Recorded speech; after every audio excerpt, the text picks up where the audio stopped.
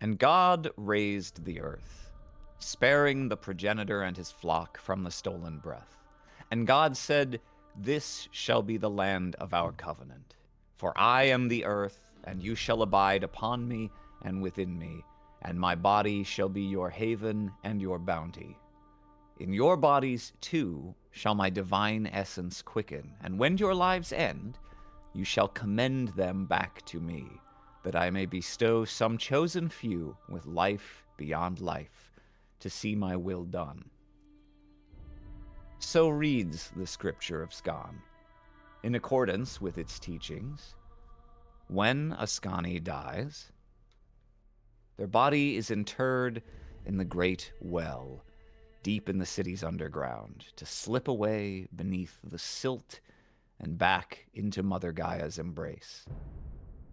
Some few of those, even if it takes months or years, find their way back, their bodies pale, with ashen markings, no longer breathing nor bleeding, their memories jumbled, missing, minds alight with thoughts alien to their previous life, yet undeniably, they are alive once more. The same body given over to God, returned to Skan to enact God's divine will. Visitors from barbarian cultures have been known to call these beings undead. The Skani call them twice born.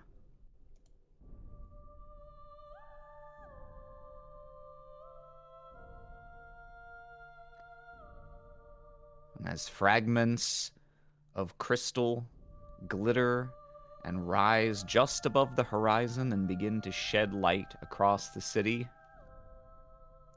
dawn falls on a stark white building amidst the colorful spires and banners and murals of the panorama, a place known as the White Sanctuary.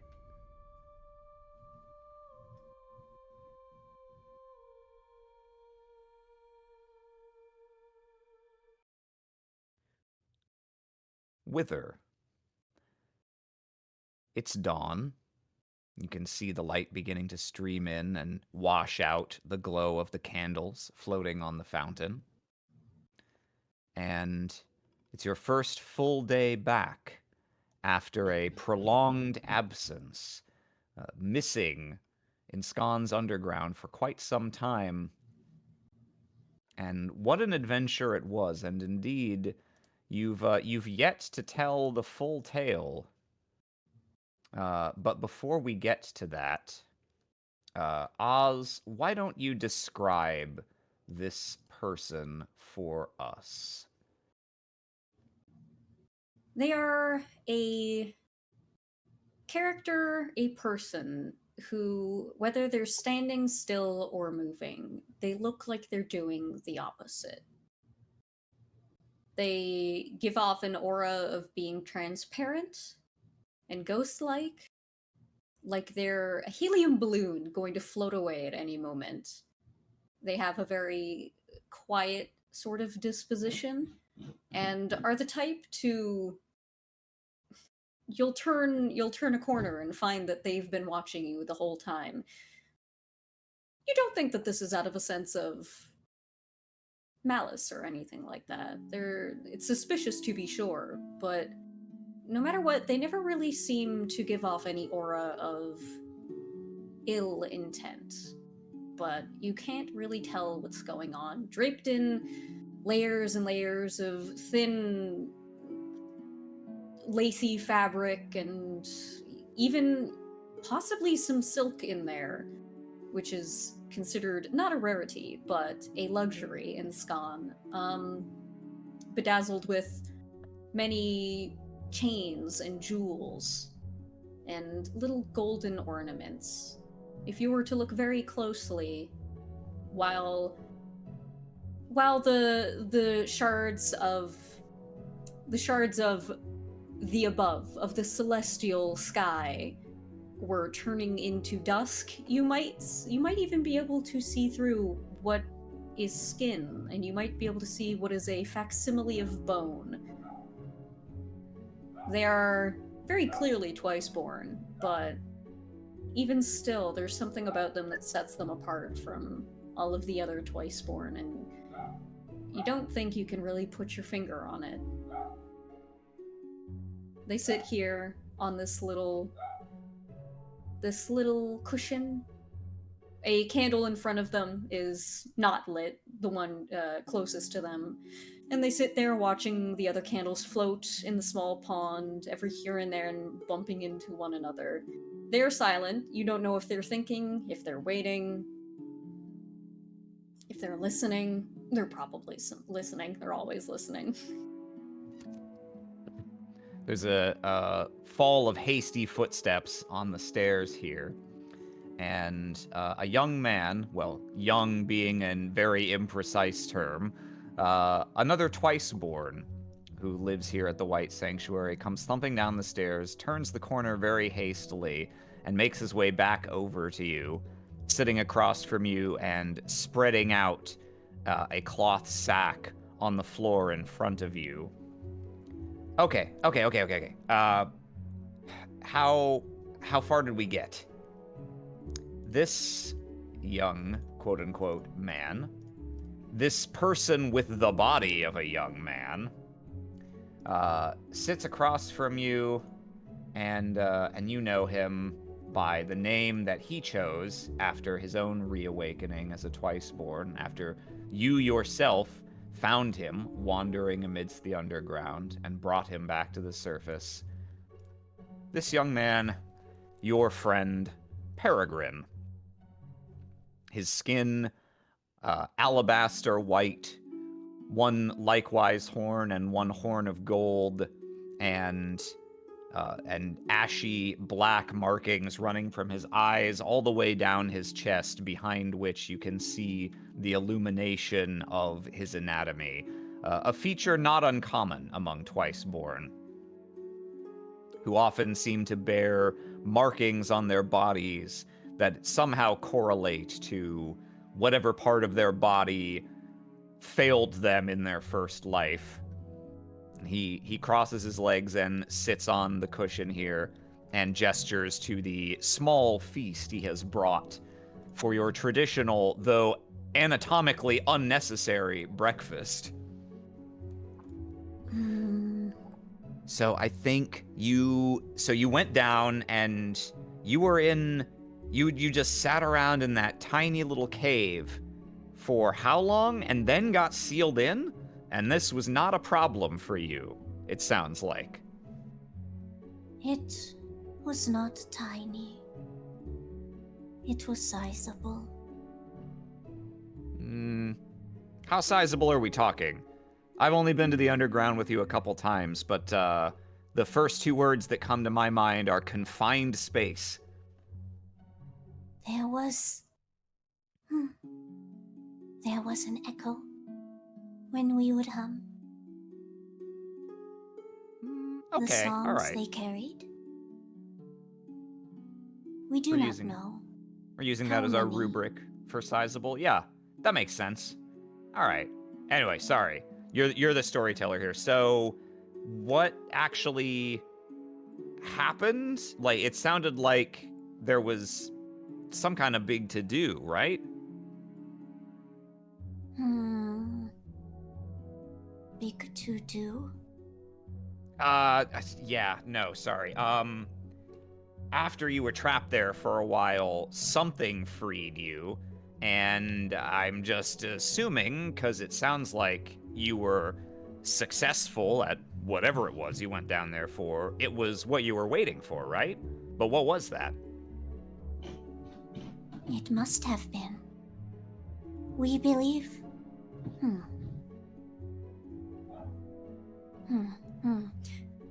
We believe. We thought it was another of our kin, as it is most. Yes, Alucard, hello. Wow.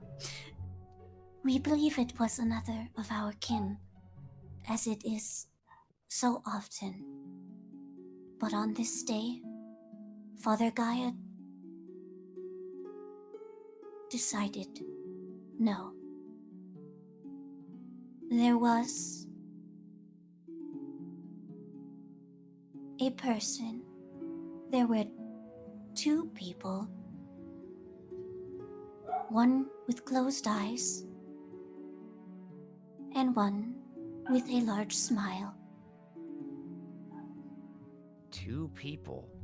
That deep in the underground, just all of a sudden? Huh. I wonder what they were doing there. Maybe they just fell in? But they were still alive, so... Huh. They were Special people. almost not alive. And they did not wish to be there, we do not believe. He takes a small mushroom biscuit from the food that he has laid out here and begins very slowly tearing off little pieces of it and popping them in his mouth and chewing in a very elaborated way, since, of course, when you don't need to eat for sustenance, the only reason to eat is the sensory experience. You should have something. You will give this to us. Yeah, it's for both of us. I don't need this much myself. If I was just getting it for me, I would just get one of each thing, right? Scrungle. It's like they're trying not to sit up. They were sitting there like not crisscross applesauce, but like crooked in a weird way, and they kind of like loom over the spread of little foods, little fingered foods and such. Yeah, I got your favorite, the finger red foods. They will take one that looks like a finger.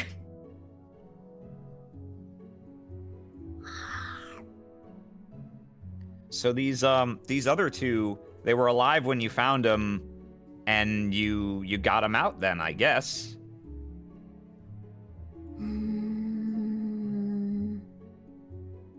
No.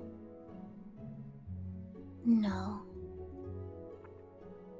We do not believe.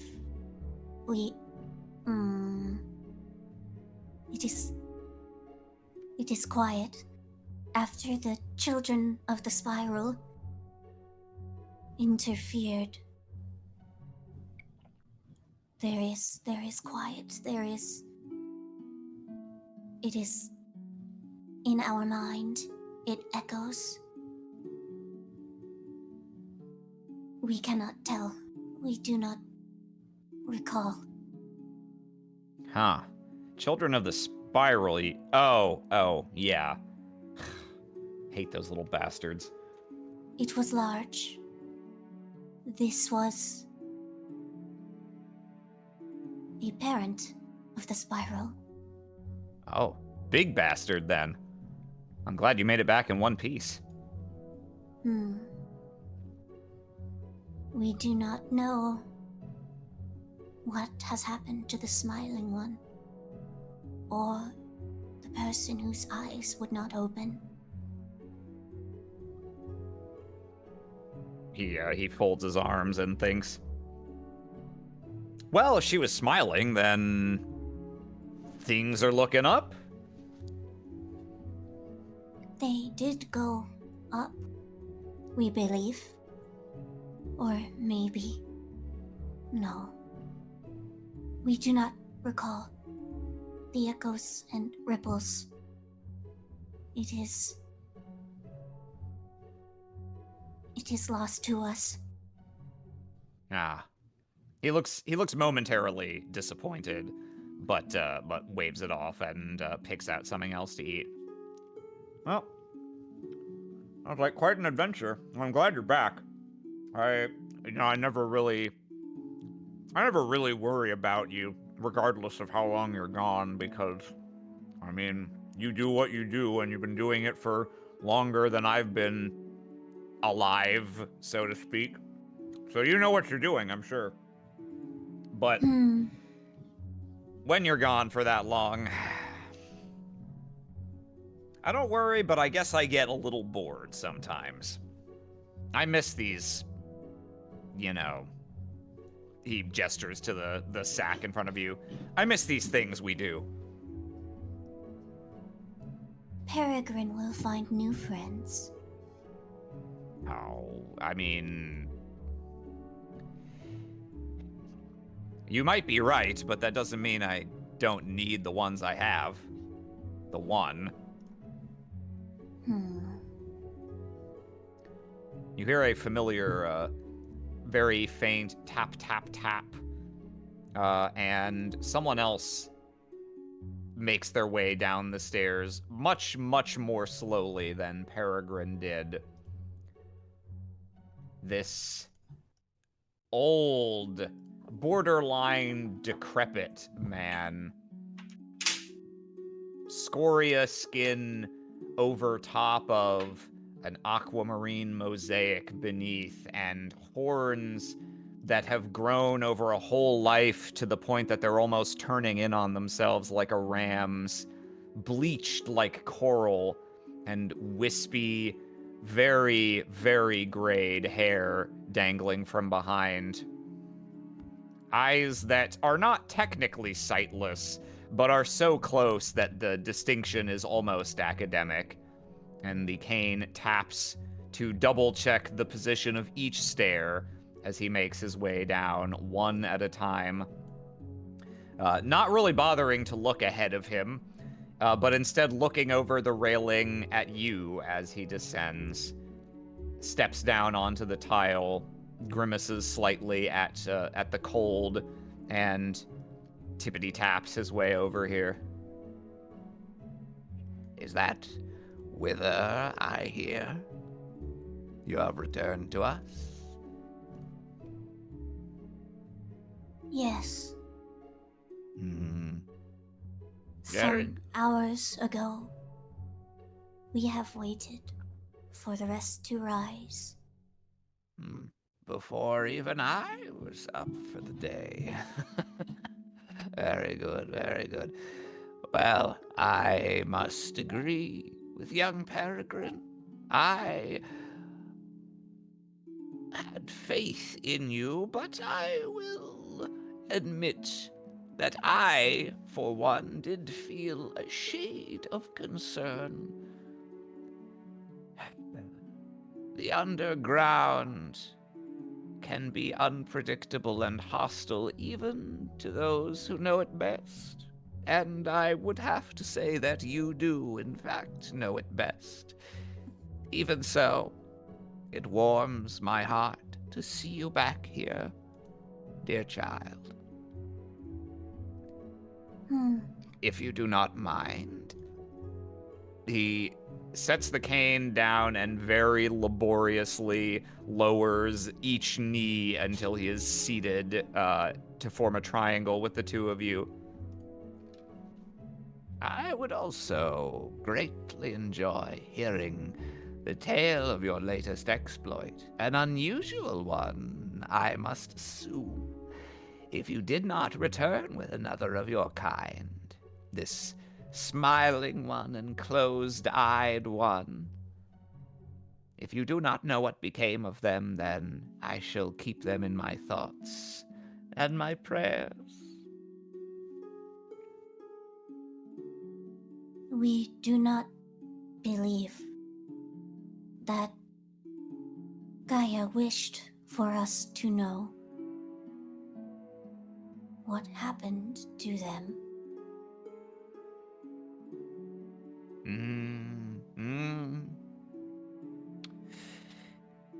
I suppose there is something commendable in your lack of presumption. But, come on, you kind of want to know, right? When you They get older, you did know you have... leave. They did leave. Maybe quickly. This is mysterious. That is the word.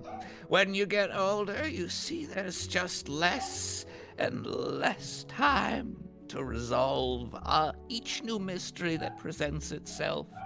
They say that age brings wisdom and patience, and personally, all I've found is that I just want everyone to get on with it already. Mother Gaia's no exception. She can tease all she likes, but she'd better deliver at the end of the day. That's how I feel, anyway. I am sorry, there is a dog barking loudly outside. Oh, it's okay. Scon's full of dogs. That's why it's the worst place in the world. Regular ass dogs. Regular ass Regular dogs. Not mineral dogs. Not plant dogs. Not space dogs. Just dogs. Just normal ass dogs. Just normal ass dogs. Oh, how I despise them. Do you mean that there is more? That we have not done all that is needed? Do you mean we have missed a message? A step? I could not possibly say. I am not privileged to the sorts of, divine revelation that your kind often are. Well, I say privileged, but it's always seemed to me to be as much of an obligation and burden, dare I say at times a nuisance, as it is a gift. But my point being, I am not saying any such thing, because that is something only you would be able to know. The way I see it, if God's plan is for you and the smiling one and the sleeping one, perhaps, to see each other again, then you will do so in time. And unlike us old folks, you have all the time in the world. So, personally, I'm just happy to see you two doing something enjoyable, something that you can share, and perhaps even share further afield? Looks at Peregrine. Peregrine kind of like slides the cloth very slightly closer to him, and he reaches down and plucks a single berry. Wither will take an adjacent berry. They don't begin eating it, they start peeling the skin off of it and munching on the skin first. Berry buddies. Just like the old days. Eats the berry. Doesn't elaborate. Oh, he's done for. You hear the front door to the sanctuary open, and another twice-born enters.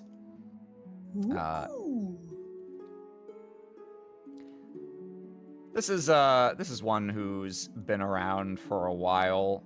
She's actually one of the first to have ascended from the darkness after you did, Wither.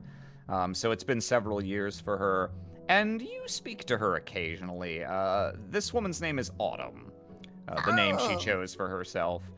And she walks in slightly hurriedly, looking perhaps a bit dazed or a bit put out, and sits down at this table for about 3 seconds before immediately standing up again and walking up to your group, hands kind of slightly wringing themselves in front of her. She gives a little bow to Zoid here, the keeper of the White Sanctuary. Not that he asks people to bow to him, but some of the Twiceborn do it anyway. And she scans across your little group here and then clears her throat. Excuse me. Master Zoid and, Peregrine and Wither, I could I would like to seek your counsel, if I may. It looks to me like you've already found it. You don't need to worry. I've finished eating the berry. Therefore, I am now perfectly able and willing to offer whatever counsel you might want. And of course, I am sure your friends will as well. Oh, yeah. Peregrine leans back. He's not much for dispensing wisdom, but he seems to sense that this is not a situation to be like, nah. So he sits back and folds his hands, kind of nods his head, and looks very thoughtful, almost deliberately so. Well, I've just been to see my sister, my former sister, my living sister. She's yes. Twiceborn, of course, often leave behind families from their previous life, and many of them awaken without any memories to track them down, and might never even know if they had a family in their former lives.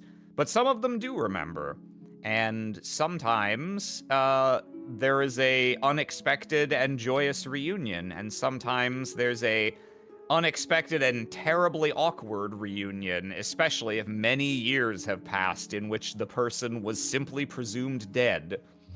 Oh. Well, I've just been to see her, and she's clearly having some kind of problem. She seemed very upset with me, perhaps. She refused to speak of it to me. She said that it wasn't my concern, since I was no longer part of the family. I don't know what to do.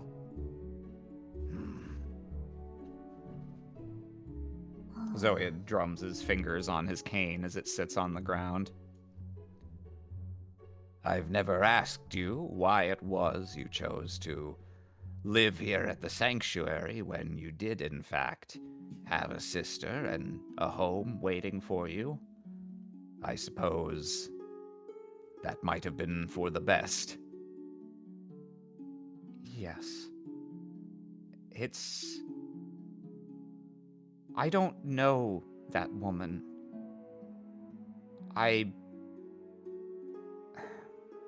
She knows everything about me, and I don't know anything about her. And she's not wrong, I suppose, that it's not my business anymore. I don't think it has anything to do with my divine mission. I've certainly received no sign from God that...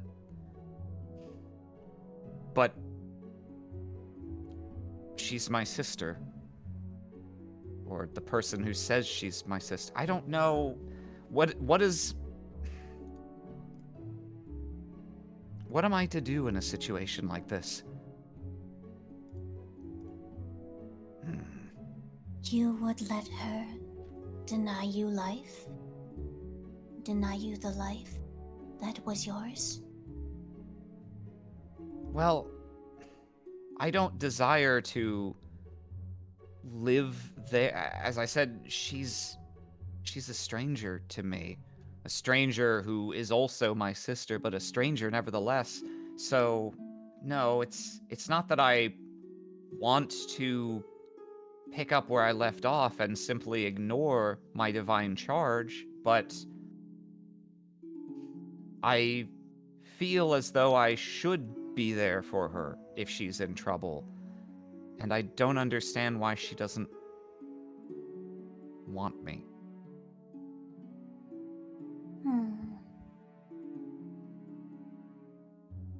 It has been said. It has been said to us from more than one person that it is up to us, in deciding whether or not to pick up what we have left behind. It is our property. We think, we have been told, it is more proper to pick up after oneself than to leave the mess for another. Do you understand? She folds her arms over her chest. You think... Mayhap, your sister is the mess you left behind.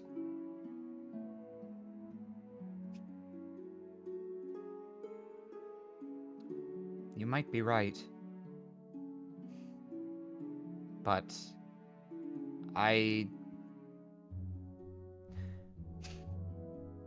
If I had received the divine spark, if every part of my being was telling me that my sister was my responsibility and that was why I was brought back, then things would be clearer. Absent that, I feel that if I force myself upon her in that way, insist that whatever mess she's in is my place to set right, I don't know that I can do that to her, if that's not what she wants. Looks over at Peregrine for a moment. Is he still listening at all? He's been listening. He's not very good at necessarily navigating a situation like this. He taps his a few fingers against the side of his face a few times. I mean, if your sister's got a problem and she doesn't want to talk to you about it, she can talk to anyone else about it, right? I suppose that's true. Well, looks over to you, Wither. We're anyone else. Well, we solved the problem and happy sister reunion times. This is not an expected outcome, Peregrine. Yes, I think that's a bit of a simple-minded approach, isn't it? Well, it's simple mind's all I got, sorry. That's what I've got for you. But you have come here. The wind has guided you to us. Your worries placed in our hands. For but a moment, we have been empty of Gaia's will. Not even a smile. You feel like if this were a normal person, a smile would go here in between what they're saying. And in that moment, you have come here. Therefore, it is destined. They begin to stand up. Oh. Well, I suppose the worst thing she could do is turn you away as well. To tell her secrets to us is to speak them to the wind. Yep. He looks at her. Yep, can confirm. Also the wind. You don't gotta worry about it. We will find what she knows. All right. Well, We if will pick up after you. Thanks. Looks a little bit put out by that phrasing, but she knows you well enough to know that you just say stuff like that. You don't mean it with any malice. Mm-hmm.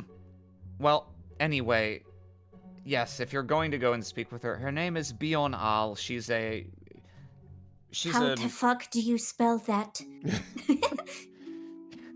she's an herbalist. I can at least point you the way. I won't hover there while you speak to her. I'm sure that will not help matters. There's your name. Oh, I see. Gotcha. Zoiad rises to his feet with the creakiness of like trying to raise up a hoist crane made entirely of like balsa wood sticks Oh my glued God. together. Just slowly makes his way to his feet and slightly happily taps his cane against the ground a few times. Well, already another adventure. I'll get these old bones out of your way.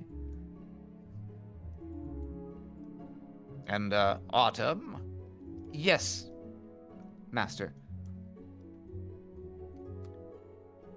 Don't worry. It's not any sort of imposition. If they don't go and see, how will they know whether God's divine plan incorporates their involvement as well? Yeah, I suppose you're right, Master Zoiad. Of course I'm Wither right. looks over. Their eyes kind of roll over to the little pond there again, and noticing the candles bumping into each other and sending out ripples, and how they spread along from one to the other to the other. What's that little struggle? Of course I'm right. I'm always right. Don't you forget it. Crazy old man, Jesus fuck. All right. You're gonna go head out and take a look at the herbalist's place? Take a look, see. What Take part a of look. town is this in? Wow, take a look. It's in a book. What's a book? Fair point. Take a naplet, read the tablet. Take a slab at the tab. Yeah, so I don't know, Autumn, man. I'm just throwing shit out there. yeah, I don't know. I didn't have anything ready to go. I was caught flat-footed. Autumn leads you the first sort of leg of the way from the panorama a little bit lower in the city to a tier of Scon that falls roughly at the boundary between where the Scholastica, a class of citizen that incorporates the learned men and women of Scon and is generally the city's upper class, short of the religious caste. The border between that rarefied sect and the Dexterica, who are the next social rank down and who mostly incorporate skilled laborers and tradesmen. You come to basically the very top of the part of Scon that would be considered middle class to working class. No hard labor here, but you infer from where the house falls that that this woman, this family of herbalists, is probably either on the way up in the world or on the way down. One or the other. Wither takes great care and interest in the difference in how the ground feels under their feet here as compared to, up above and during the descent and stuff. They're a very sensory person. It's like in these moments where they're in between standing still and fleeting away, those weird flickering moments I've described before. It's almost like they're trying to absorb every kind of sensory experience they can at once. Yep.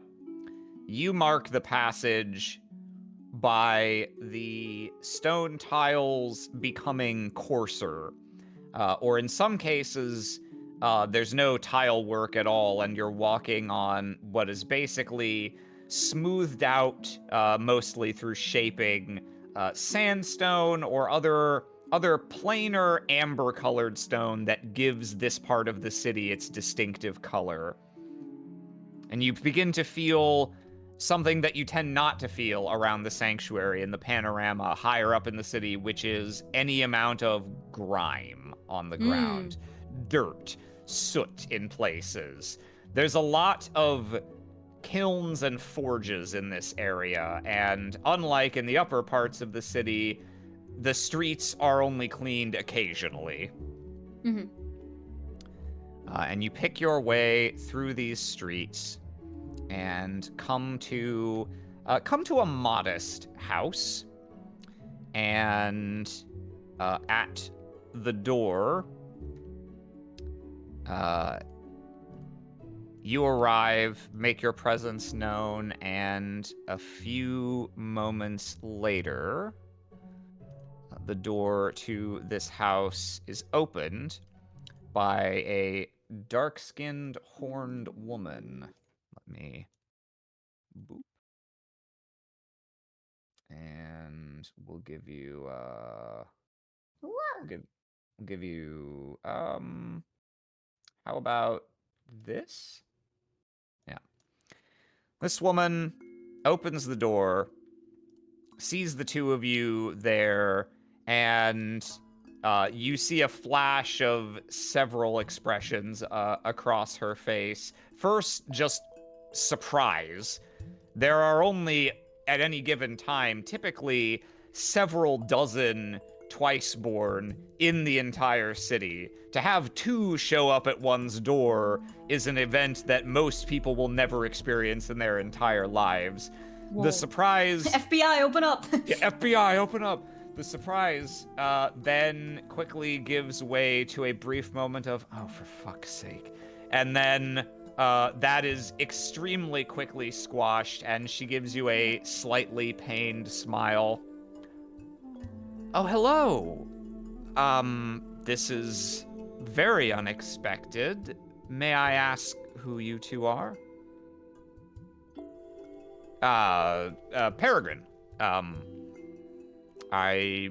That's where usually you'd put like a title or something after that, but I don't have one. I'm just Peregrine. Nice to meet you. And this is, he does a little like quasi jazz hands, points to you. Looks at his hands. Well, sometimes when you guys are meeting someone new, you don't get the social cue that it's time to introduce yourself. So he's gotten used to trying to make it extremely unambiguous when it is your time to do that. We have been called Wither. Uh-huh. And I assume that, Biancasi sent you? She puts her head in her hands. Who this is? Sorry, I assume Autumn sent you? No. We have sent ourselves. After talking to her. Yes. Okay. Well, the house is at your disposal. Please make yourselves comfortable. You would notice that as soon as they walked in, Wither has not been making any eye contact or even looking at this woman herself. They've just been studying the surroundings and like absorbing the aura. We will enter. Peregrine's also looking around the house. It's got, it's of a decent size. It's fairly clean. It's got nice, smooth sandstone construction. This is firmly in the middle echelon of Scani living conditions. But you do notice that it's a bit cramped, and there's a lot of stuff just piled around in certain places in a way that suggests it is perhaps slightly lacking for regular housework like you'd find in a more upper class house. She takes a few steps and turns to look at you again. Table, couch, what? Peregrine will choose. You know, you can. It's your house. I'm just gonna take this stool. That's good enough for me. Table then. All right. She sits down on a pillow here. They don't sit on the pillow, they just stand there next to it and kind of look down at it for a moment. Take a seat if you want one. We will remain here. All right. She slides to this pillow so that she can better see both of you at once. So, what can I do to assist in your divine missions? These are words that you've heard probably hundreds of times from Scani of every walk of life anytime you have had reason to interact with them. Since, of course, all Scani know, if you were brought back to life by God, it's for a very specific reason. And if they want to stay in God's good graces, then they had, at a minimum, better not obstruct you in any way. And ideally, they really ought to proffer whatever help they can at all times, in all conditions. And this makes getting around the city as a Twiceborn at the same time very easy and kind of weird and awkward. We are understanding that you have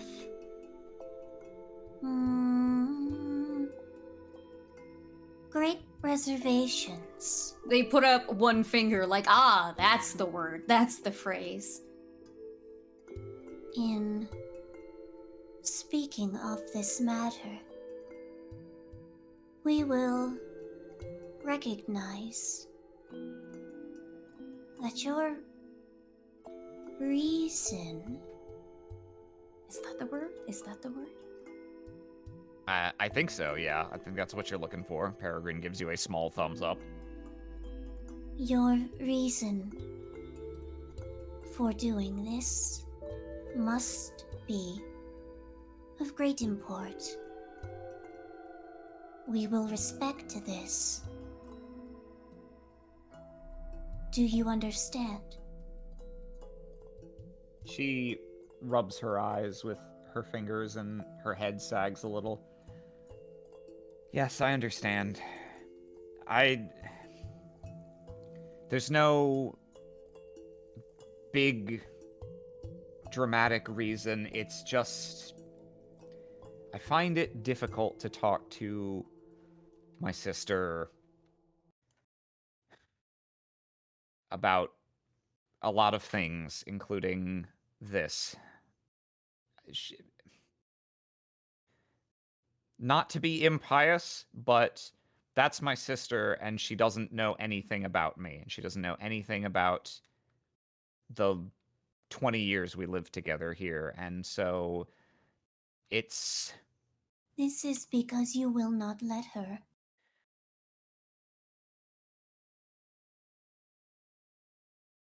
It's more complicated than that. It doesn't matter.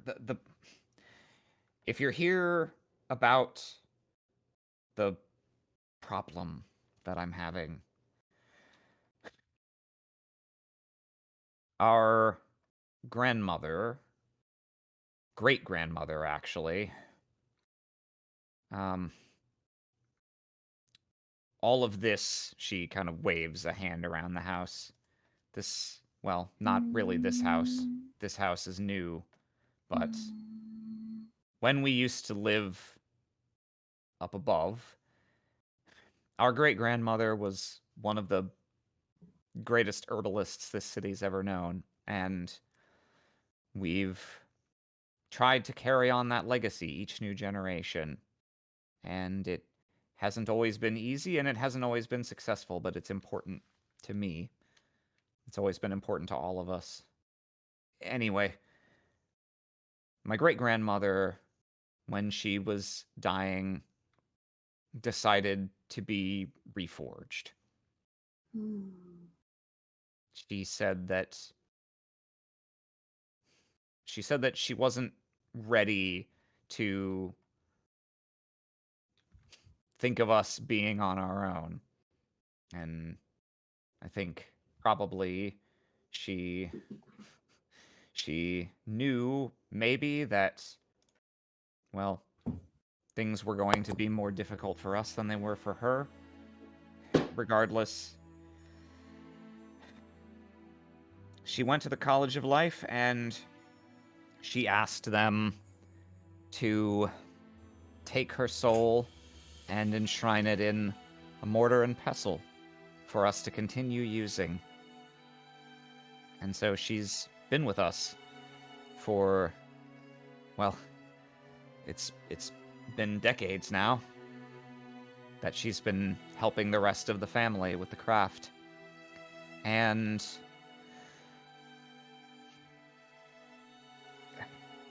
the damn thing got stolen. Thing. The mortar and pestle. My grandmother. My... You will call her as such.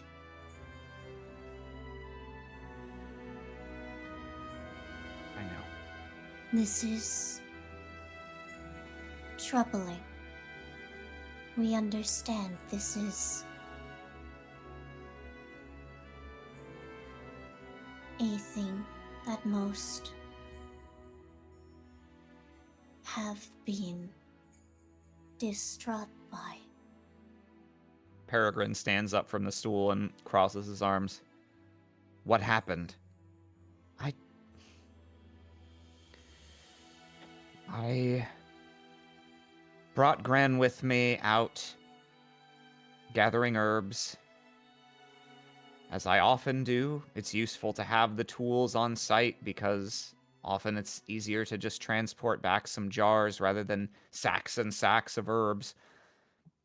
And it was just like any other day out, you know. I poked around in some bushes, I was gathering, and I turned back and she was gone. Someone just stole her right there in broad daylight. I've never heard of such a thing. There's no way they couldn't have known. Just laying hands on it, you can feel. She can speak. And they took her anyway.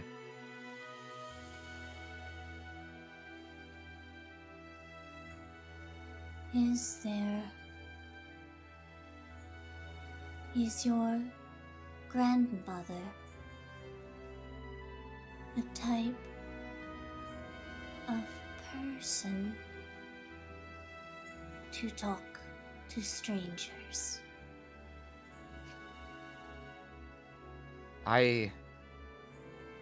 Well, the truthful answer is not usually, but I can't imagine she would have taken it lying down. I think she would have been screaming in their ear the second they laid hands on it. Maybe this is true. Maybe your grandmother did not like being with you and wanted to leave. What did you just say to me? You have said that your grandmother did not want you and your family to be alone. And yet, you have let that happen. Her lip quivers. And you can see her knuckles whiten, gripping the edge of the table.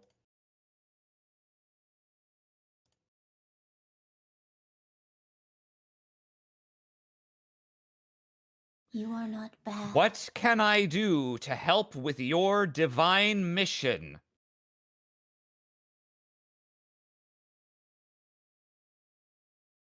Hmm.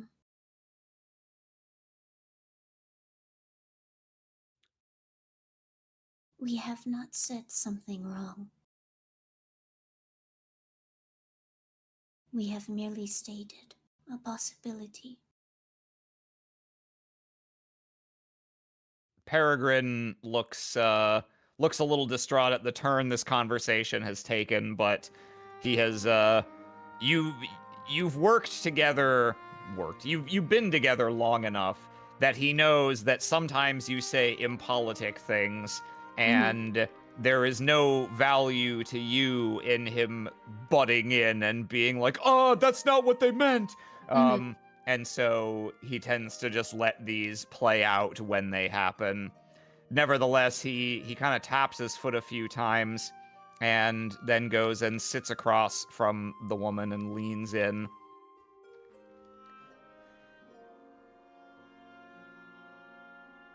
You can help me with my divine mission.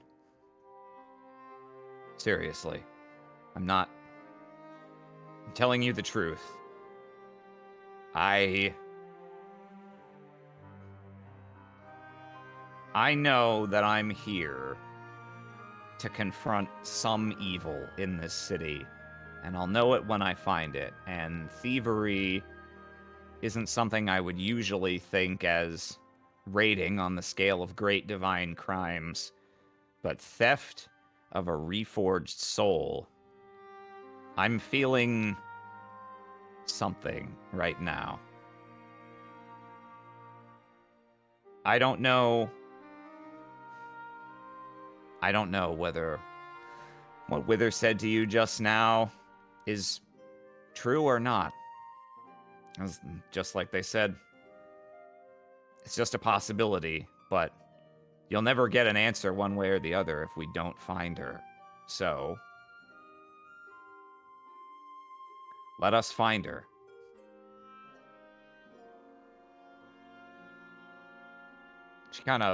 She flops back on the cushion a little. Far be it from me to deny you, if that's what you want.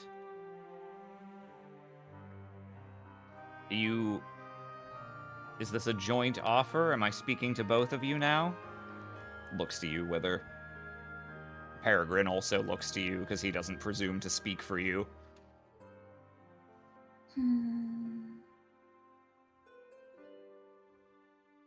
If it is your will to deny us, then Peregrine has offered his assistance. We will understand. No, But that's not my will. It's certainly... If she was taken against her will, then it wouldn't be her will either for me to turn down anyone's help. I was already stupid in not... I'll have to speak to Autumn about it later. But for now, yes, please, if you can do anything to help, I would be honored.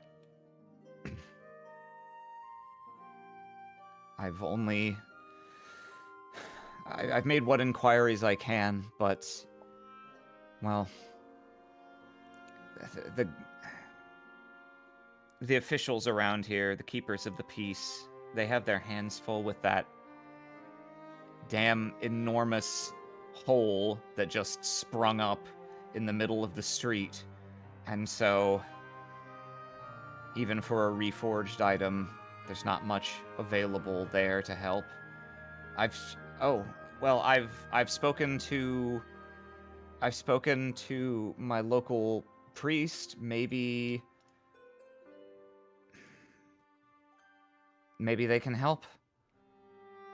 They said they were going to talk among the clergy. They're always talking among themselves, the clergy, and might as well use that power for good sometimes, right? Talking is good. Talking is necessary. We will go and do these things. Peregrine stands up and starts, he doesn't immediately start, like, doing squats right here, but you can see he's physically gearing up. He's, like, stretching out his legs a little, like he's getting ready to run. And, he turns to you, Wither. I meant what I said. I got a tingle right now. You have the itch. Yes. And I feel like I know what direction it's pulling me, but it's not toward the nearest temple. Then we will go where the wind takes us. Wither turns back to this person here, and it looks like they're going to say something. They're going to try and read whatever aura she's got. They're going to try and focus in and see if there is something about her, about the circumstance and about her very nature that denies Gaia, or is she merely denying what she wants? An interesting question. Okay. Why don't you go ahead and roll to do for me, and if you could, it doesn't matter because, again, no bonuses, but go ahead and roll this with your black stat. Ooh, okay. How do I do that? So Do I just pick the black stat? Yeah, when you hit roll to do, just go ahead and pick your black.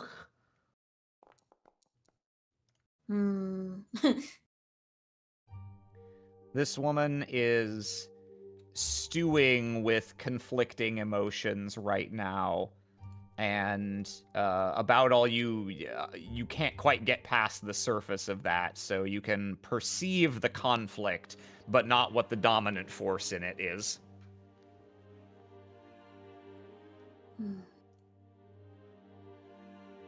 What are you thinking? You got that look on your face. They reach up to Peregrine because they know what's about to happen with him next, and they're doing the motions to be prepared to be picked up, and they just silently look over at this woman. Use your confliction as fuel. Live by it. Do not let it die. You have just enough time to see her, to see and hear the beginning of the sentence. What do you mean by? And Peregrine has picked you up bodily and bounded out the door. Peregrine's got zoomies. He does. Yeah, he zoomies you out, back into the city. And zoomies you a quick way down the street, and you reach an intersection together. He looks up one street, looks down the other, sets you down right there. All right, I'm going this way and down. I think the temple is at the end of this street. I know, because of course I know. We'll see each other before long. Put our heads together. Figure this out. All right? We understand. All right. I'm off. He trips. I just envisioned him like immediately running into someone with an expensive vase. Two guys moving a pane of glass across the street. He just goes right. He's that fucking cat that hits the door in the French cuisine show. Actually, instead of a big pane of glass, it'd probably just be like a huge tablet for like a billboard or something. Oh my A god. big pane of glass that is a person. Oh no! Grandma got reforged into a pane of glass. No! God, no, not again! It can't keep happening. That doesn't happen. That doesn't happen, but it would be funny. You have It to would be admit. funny, but imagine if. Yeah. But what if? All right. So Wither, you go a Yeah. short ways down the street, and before long, you find yourself standing in front of a pretty well-appointed looking temple. Very high ceiling. The construction outside looks like either black marble or maybe even finished with obsidian. And it's got two sets of nicely engraved metal doors. This is definitely, for this neighborhood, this is quite upscale. Ooh. Okay, okay. It's probable that this temple draws some of its regular worshippers from the next tier up, which may explain that. And let me bring you in. Let's go with this. Wither stands outside the front door. Uh, mm, uh, mm, mm, mm. And enters. Yeah. Yeah, the doors.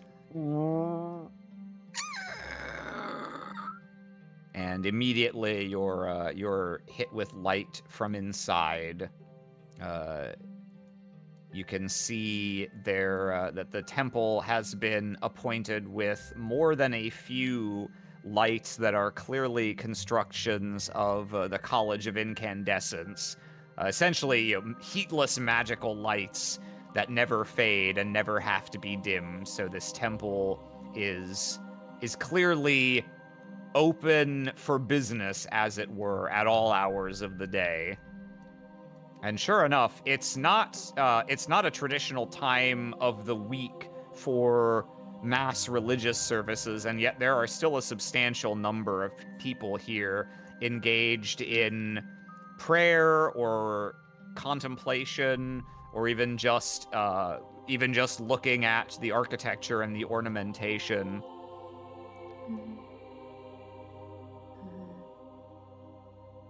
Directly ahead of you, you can see two people engaged in a conversation.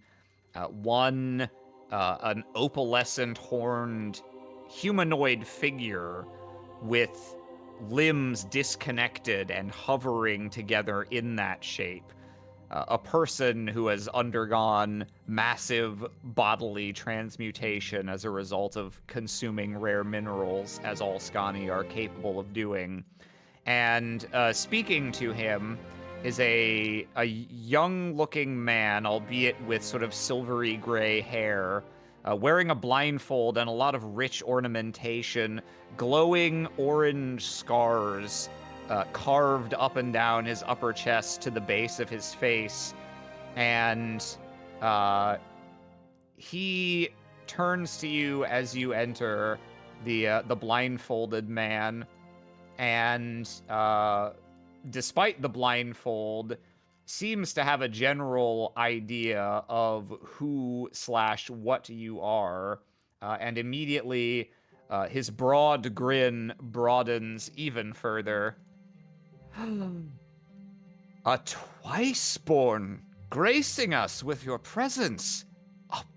Well, if we can be of any assistance to you, well, it's not my house, of course, but I would be delighted You to are assist you. shouting.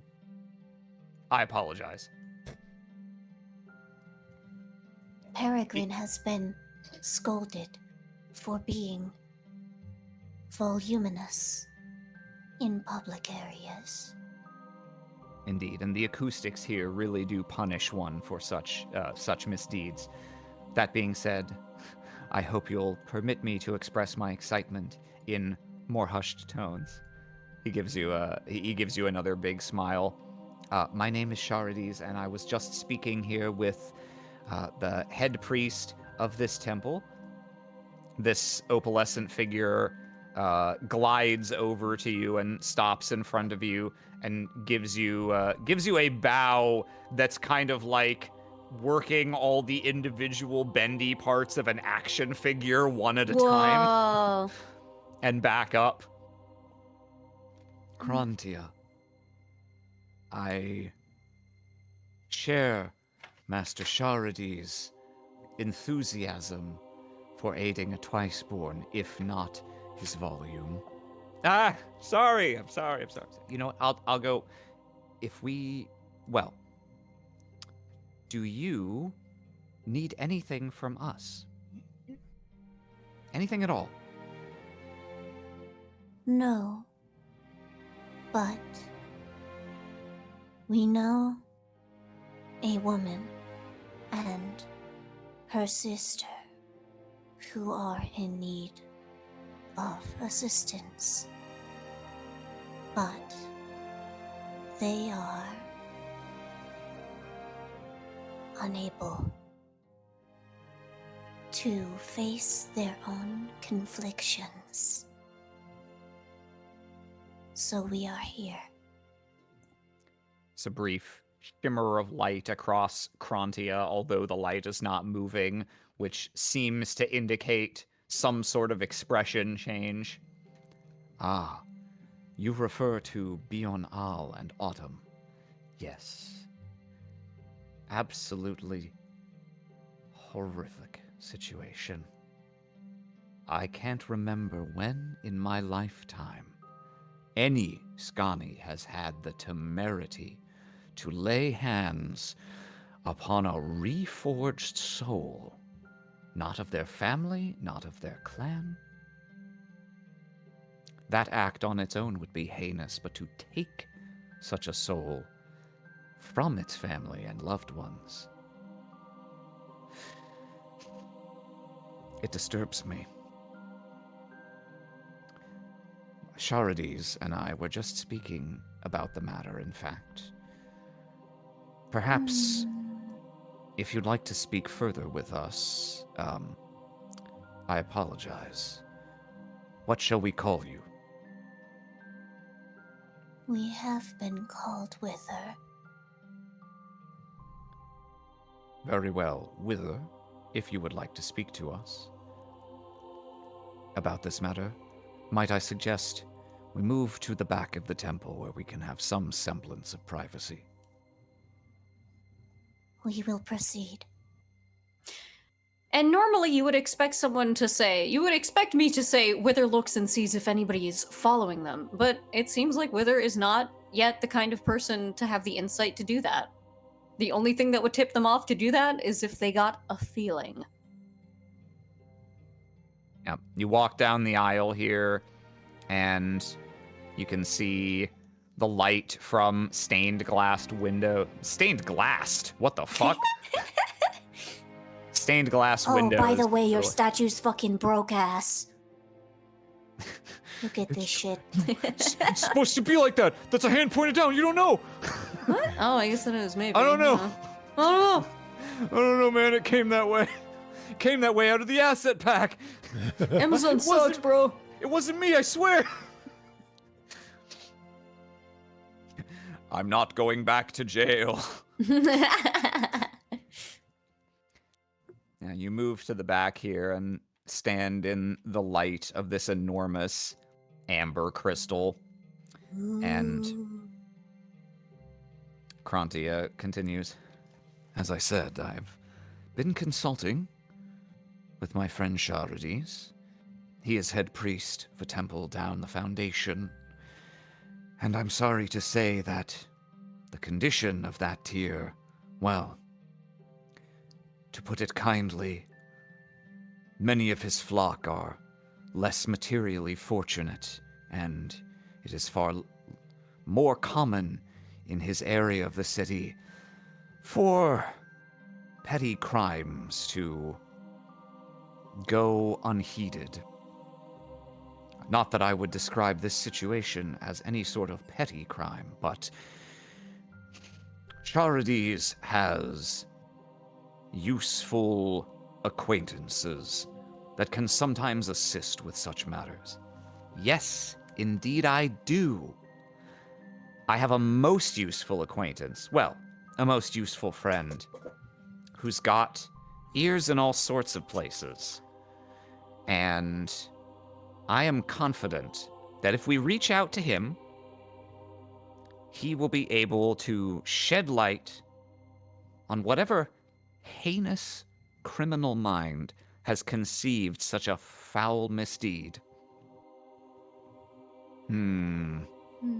A very useful acquaintance indeed. Another glimmer of emotion change across Krantia, but Charides just smiles even brighter. In fact, so confident was I that he would be of use in this case, I may have already reached out to him. Oh. Yes. But he has never insisted on working alone. He and I have collaborated to solve any number of, well, misguided souls' poor attempts to enrich themselves. And I'm sure that this time can be no different. He may be of use to you if you have taken it upon yourself as part of your divine mission, Wither. Hmm.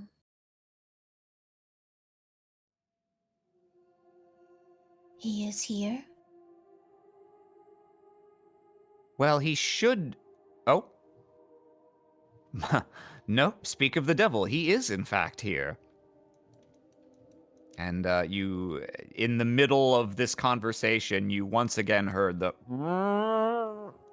ponderous opening of the doors, and a man steps through into the light of the temple.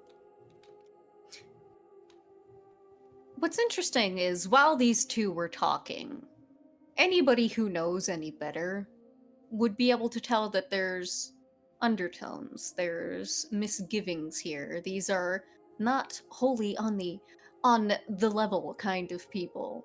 And Wither is the type of person who hasn't yet come to be aware that that is a type of person to exist. And this is the first time that they've ever sort of maybe got that inkling. Looked at someone and gone like, got my eye on you. It's not even that. They just feel like there is an aura that is so different coming from this man that they have not felt from others. They don't know if it's good, they don't know if it's bad. They just know it's different. Oh, you're a person of interest. Speaking of that man, Austin, would you like to describe the strange creature I see before me? He is a man, ultimately. Doesn't say anything. Does not elaborate. Walks with a swagger that is uncommon in Scon. A swagger that has been earned outside of the city. An extremely rare sort. One who has traveled and returned. And who has come back having seen wonders and terrors beyond imagining. A man who finds fascination in belief and despises it.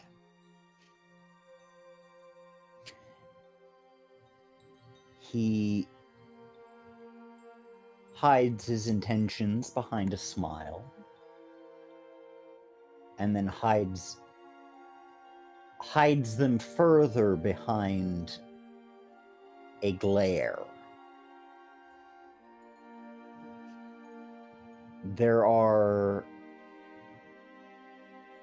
There is a confidence behind this man's eyes. All three of them. That can only come with a certainty. A certainty that most people walk through their days without.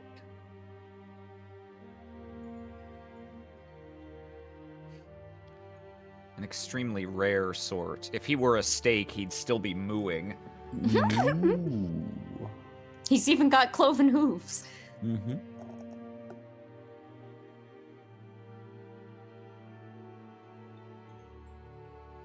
He walks in, taking in some of the light,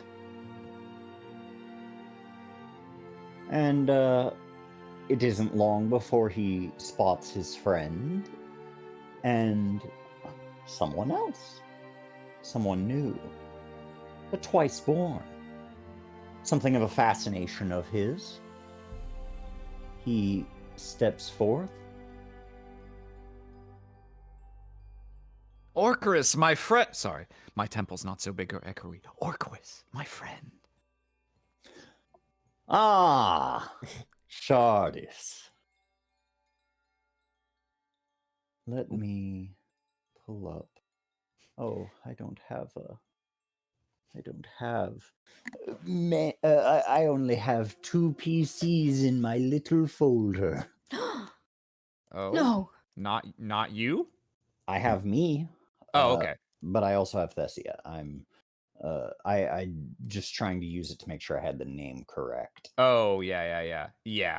Actually, I'm not sure why you can see Thessia and not Wither, but it's not I important. want to say it was a camera thing. Maybe. in the Oh, first yeah, that's session. right. I gave everyone ownership of Thessia so you could see stuff last session. But yes, the name is Sharides. Sharides, my friend. It is good to see you. I proclaim loudly. He makes Here in this otherwise quiet temple. He makes the standard, like, the little, like, pushing your fingers closer together gesture for take it down a notch. I see that, and I give a bit of a smile, and I look over, and who is this that I have the honor of standing before? They're looking at your third eye, It like a never deer in the blinks. headlights. It We never have blinks. been called Wither. Neither do they. It closes unintentionally sometimes. Or it closes, But it never closes- blinks. It closes intentionally, I should say, but it does not blink. Mm-hmm. Closes if you poke it with a stick. Yes. that Or would if you be- blow on it. Makes, like, disturbed cat noises. Wither. Yeah, they stare at your one eye and expressionless just... We have been called Wither. Both of you. I smile. Or more, perhaps?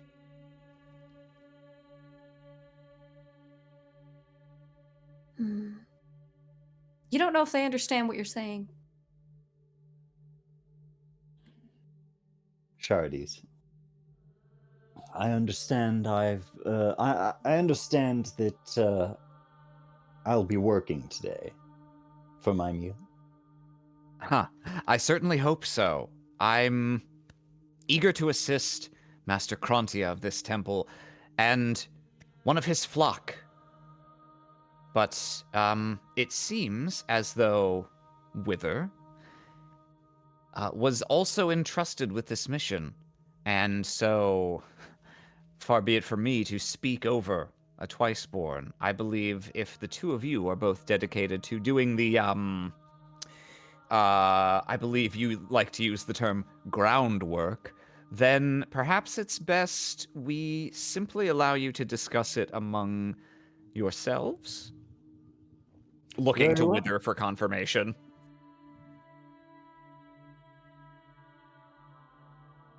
We believe Sharides and Krontia may know more than the troubled woman was willing to tell us. We believe she has confided in you more than she was willing with us. That's difficult to believe, but Far be it from me to gainsay you. Mm. The one's name is Bion Al, and it seems that her great-grandmother, a reforged mortar and pestle in this day, has been taken from her by an unknown party while she was out gathering herbs the other day. Obviously, this is of great distress to her and great concern to all members of the church. I see.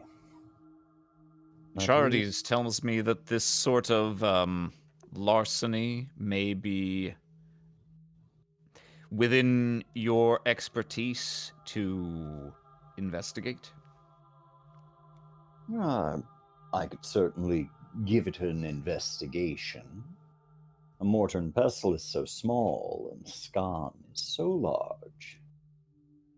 But We do not know what these words are. a mortar and pestle? Scan? Yes. A mortar and pestle is a bowl and a dowel. What is this word? Dowel, yes, well. Perhaps a stone may be best. A cylindrical stone. Then they can be separated. Used to mash paste in the bowl. I'm doing the gesture with my hands. Yes, we understand. For the purpose, for medicinal purposes, more oft than not. And these items can be separated, yes? That they can. This is a problem. Indeed. Though, if they were perhaps forged together, there may be some indication that they are a part of a set, and thus would be worth significantly less if separated. That assumes that our thief's goal is purely financial. I shudder to even contemplate stealing a reforged soul to sell or barter, but it is indeed a likely possibility. Well, perhaps the thief did not know when he stole it that it belonged to a soul. And when he found out that her mother, or nay, great-grandmother, was of a vigorous spirit that would not care to be mishandled. Well, the person who now holds it would be aware. And perhaps afraid of returning it, thus possibly giving oneself up to the witness within the mortar and pestle. A morally righteous person would not care for their own self-preservation if they discovered they had stolen the immortal soul of another person. It should have been returned long ago, if it is as you think. Perhaps. But you can never tell what a scared mouse will do. Mice exist, right? Yeah, probably. Yeah. You guys got voles. You probably got mice. I'm a mouse. We. Whoa, the slide. Oh, I don't know why it did that. I'm a mouse. Whee! Into the wall. Like a mouse.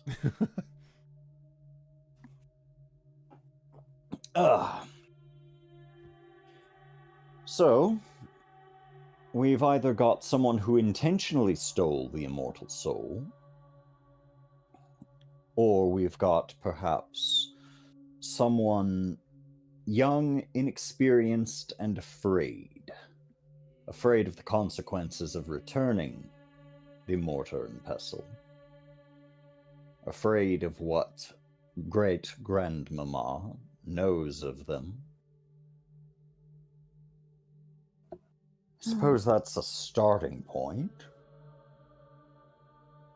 Well, If it is of help, I spoke to Bional at greater length about the circumstances of the theft, though, of course, I am no investigator. And it seems she was gathering herbs from a sort of a wilderness area just outside the main city walls, so I presume near the Foundation. We will proceed. I agree. Better we get a look once we're there. Then I might be able to suss something out from the land itself.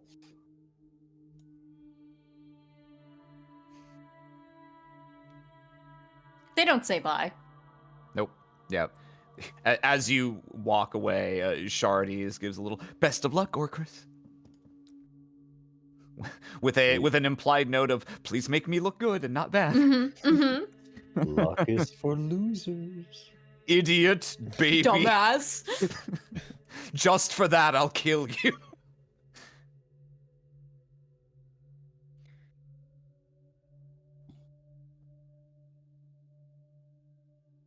All right. You've got a little walk to the Foundation, so I suppose I'll ask before I'm just like, likelihood of conversation on the way? YN? I think so. If Orcris instigates it, then yes. Yeah. See the game last night?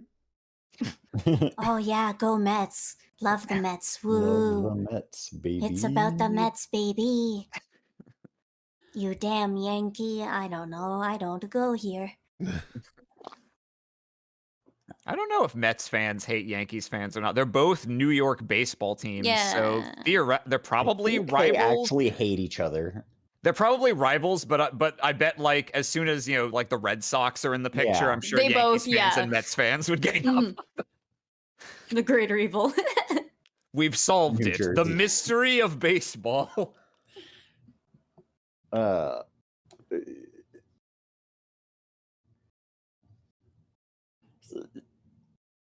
So how much do you feel as you walk? That's a little too up tempo. Continue. All of it. All of it. We That's do why, not know how to feel less. of course.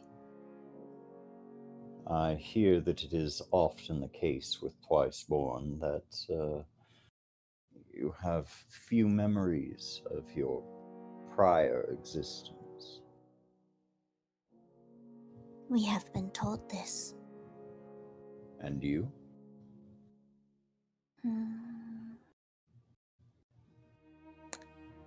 And me, Aram. Where do we stand? Like, to what extent are you aware of anything in the past or aware of a lack? Yes. I think you are more or less entirely aware that you have very little to moor you in this world, that you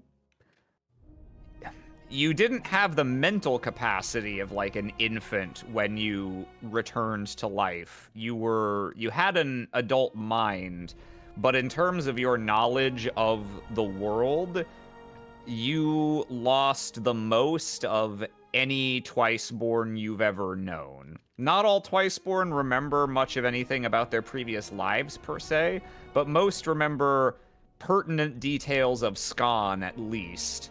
You know, someone like Peregrine has been alive again for substantially less time than you, yet seemed to reacclimate to being in the city much more quickly. So not only are you painfully aware that you are entirely bereft of any concrete notion of who you were in your previous life. You seem to have gotten the bad bonk. Peregrine has said I have had the bad bonk. No, You would say that. You ask how much you remember of your past, and as they're walking, you would swear they stood still for just a moment, but it doesn't happen. All. There is nothing. Nothing at all. If it is there, it does not want to be found. Then how can you be sure you're twice born at all? Perhaps you're something else. We have been asked this. Have you found an answer?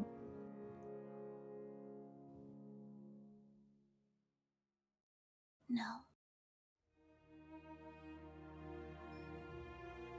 Well, Bummer. that's very sad. But Is it? not completely. For there is hope. You would probably find it much easier to build something of yourself than many of your brethren. Something that is you. A real you. Rather than just clinging on to the memories of a life that is no longer yours. You get to make something. In that, there's possibility. And that's so much more fun than being shackled to the expectations that would come with an older life. Especially if you still had family.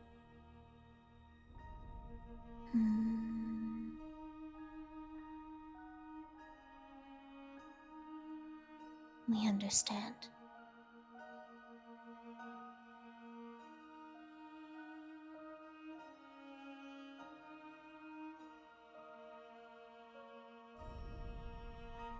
You reach the lowest tier above ground, the tier known as the Foundation, colloquially, in a literal sense and a figurative one, since of course this is where the first construction of Scon began. And once upon a time, this was the heart of the city. This was where all the oldest families of Scon were headquartered, because it was the oldest part. But as more and more tiers have gone up, and the city has risen further and further, and for that matter, dug deeper and deeper, the frontier of the city has ever pushed away from this place. In a sense, it was always destined to get left behind. But that demise was turned from slow to immediate during a terrible event some 30 years ago, when the stolen breath rose to its highest ever recorded point around the city and, sadly, exposed several places where the city's outermost wall was incomplete or otherwise lacking. And so the fog began to billow in through walls that people thought had kept them safe and swept over whole swaths of the Foundation, just wiping out scores, hundreds, thousands in an instant, turning huge areas of it into, some would say, a literal ghost town. No one really knows what happens to people killed by the stolen breath, but at a minimum, there's no body to return to Gaia. Does Wither feel anything as we enter this this emptiness? I say, go ahead and give me another black roll to do. Ooh.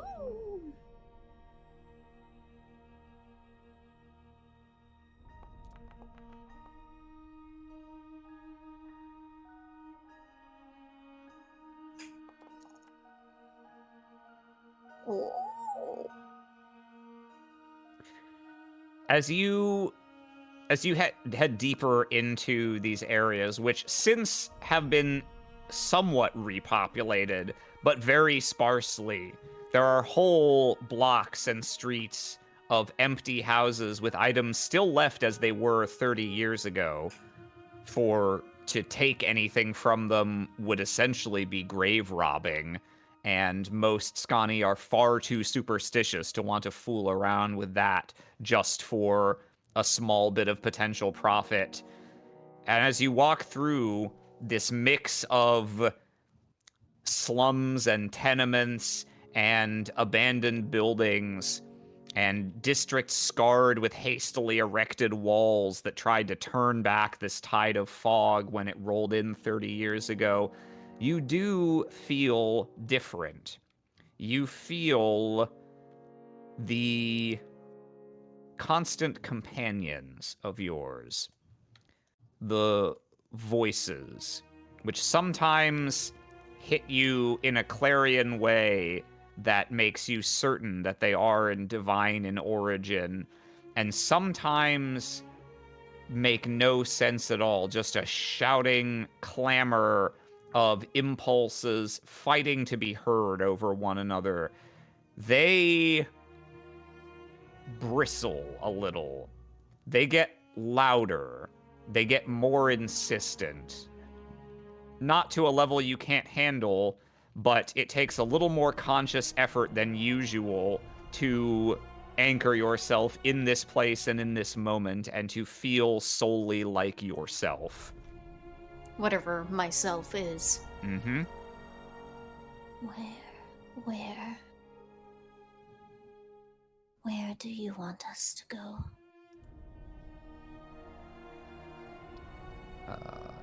Who?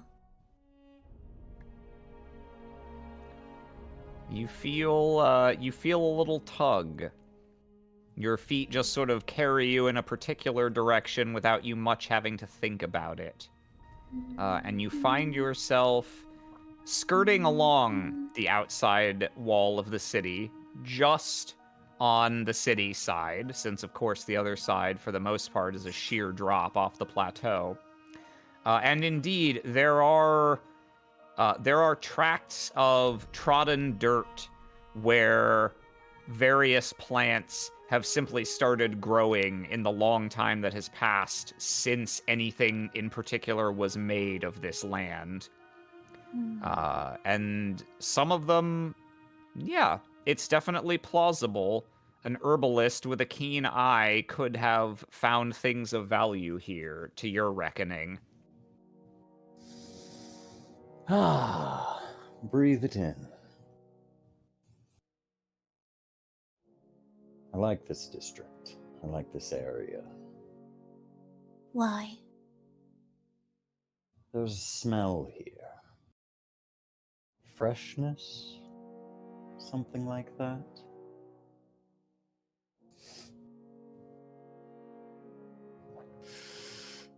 A quietude not matched by many others. Except for certain temples.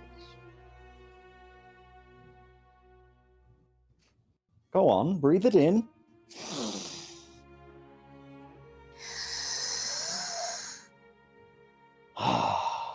You don't hear them exhale.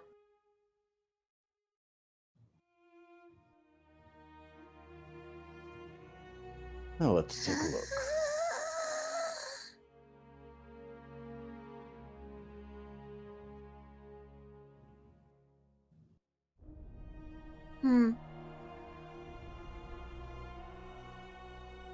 Yeah.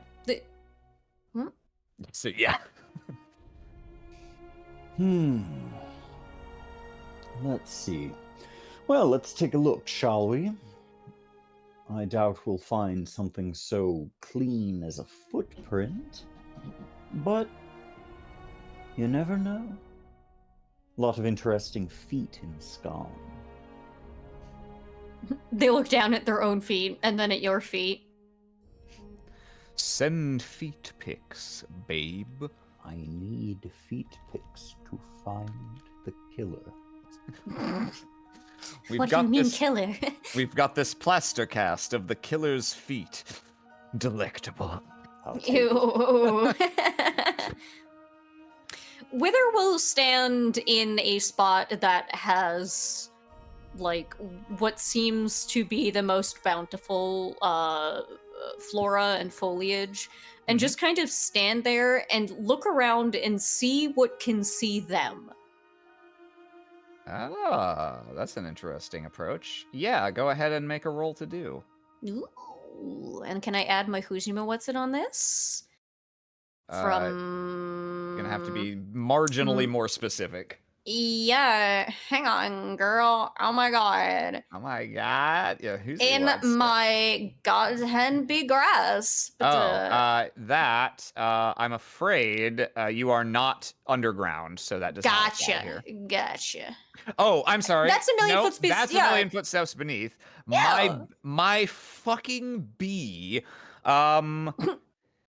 Yes, I think we didn't formalize it, but based on prior narration, yeah, you can treat yourself as having divine inspiration to solve this task that's been set before you.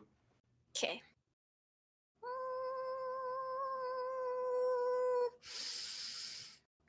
Which color do I want? I'll do wild. Whoa. Okay. Do. All right. Yeah, you stand in the midst of this field of very bedraggled looking flowers and take stock of what's around. And you're certainly not far enough away from civilization, still inside the walls, for there to be nothing in sight. But a lot of what is in sight does seem to be entirely abandoned structures. However, you do spot a little ways off a bit of flickering light. And this area of the city has virtually nothing in the way of those nice, shiny College of Incandescence approved magic lighting majingles. So that's surely got to be a sign of a fire. And where there's a fire, there might be people. They turn and slowly raise their hand up to point their finger. Har.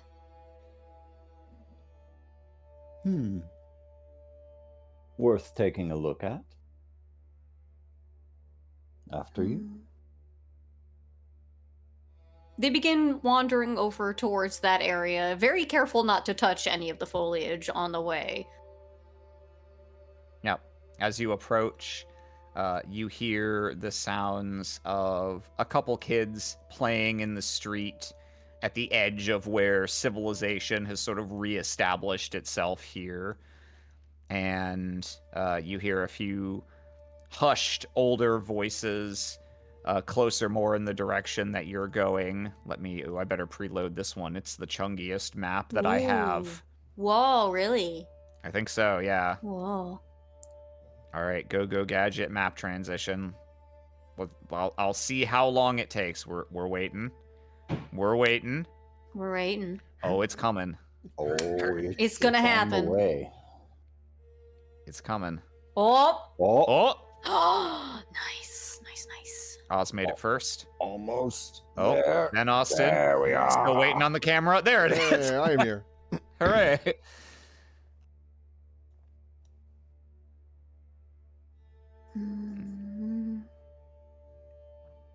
Ahead, these two children are just sort of kicking this broken piece of pottery back and forth, watching it roll unsteadily because parts of it are broken off.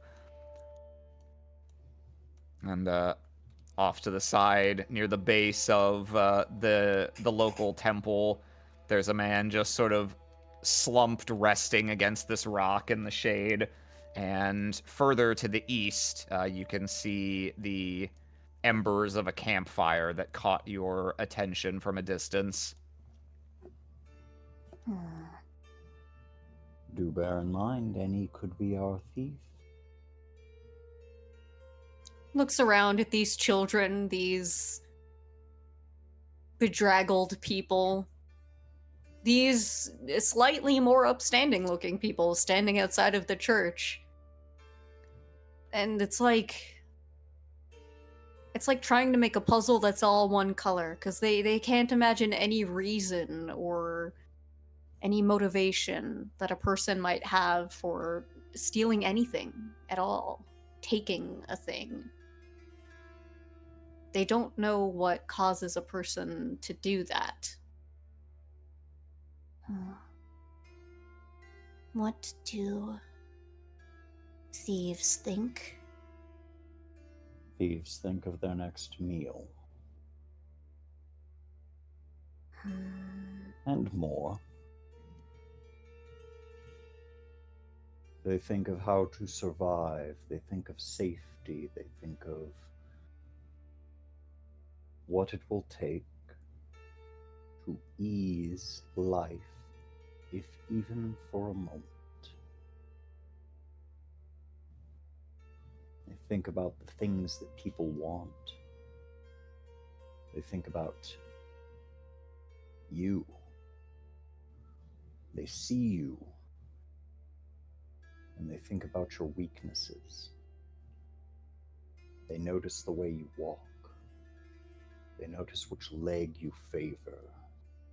They notice which arm you use. They plan. Thieves are predators. And they think about how to eat you.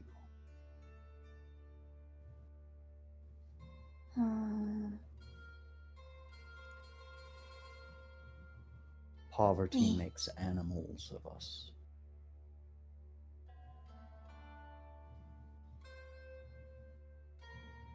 We understand.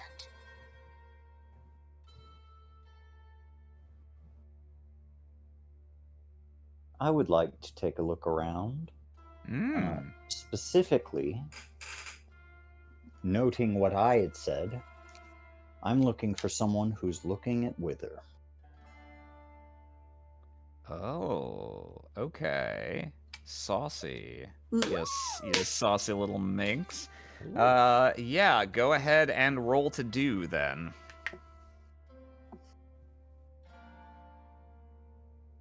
Let's see here. Rolls to do.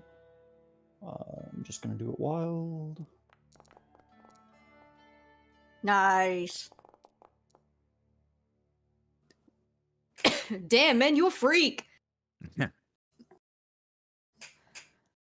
Yeah, well, you scan out in what in algorithmic terms would be called a breadth first search, looking at the closest nodes in ascending order of distance. You glance at the children and spare them no more than about a second. They have not taken the slightest interest in either of you. Their game is fascinating to them. You glance a little bit up the hill at this lone guard, ensuring that no disorder comes to the temple. He appears to have appraised the two of you as new arrivals, but not given you any more thought than that. Outside of a sort of flicker of that you recognize as being probably standard for seeing a twice-born. You see this man by the rock, who does appear to have taken an interest in you, and you can immediately tell is trying to work up the courage to ask you for food or something he can use to barter for food. And most of all, you notice around the corner at this little makeshift camp that as soon as you stepped to be just barely visible past the corner of this house, they were talking amongst themselves, and they immediately stopped. And they did look at you and stared for a little bit, and then they have gone back to not looking at you, but in a somewhat deliberate, like, right, don't stare at them way, and are now just sitting there silently. There they are. They may not be our thieves, but they have something. And perhaps it's information. Excuse me, Step sir. off!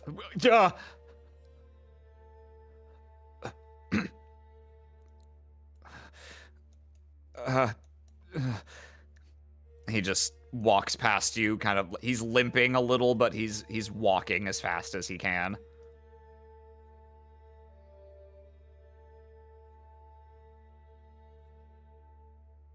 Shall you take the lead or shall I?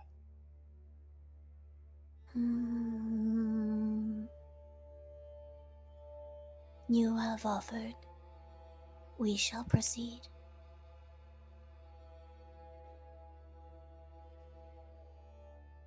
Jesus, way to go off on that guy. What the fuck is your deal, man? He was just wondering. He's just a hungry boy. That is just a man. Yeah, how hard is it for me to avoid stepping on any of this? On any of the... So, the covering here, sparse though it is a crystalline ground cover that essentially is about as common as grass, which isn't to say you wouldn't necessarily care, but there are many places in the city where this is a thick enough ground covering that, you know, it's as difficult as I want to walk across this lawn without stepping on any grass. In this particular case, you probably could just barely manage it if you twinkle-toed a lot. You probably wouldn't be able to not touch it at all, but you could probably avoid crushing most any of it. They take like one footstep in and then turn and hold out their arms to Arcris. You will carry us. I will... what? You will carry us across the foliage. Why would you not simply walk across it? It will come to harm. It will come to harm when I walk across it. It will not come back. I see.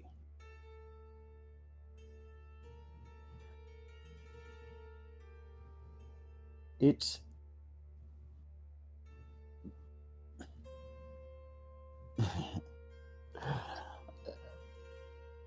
Stay put.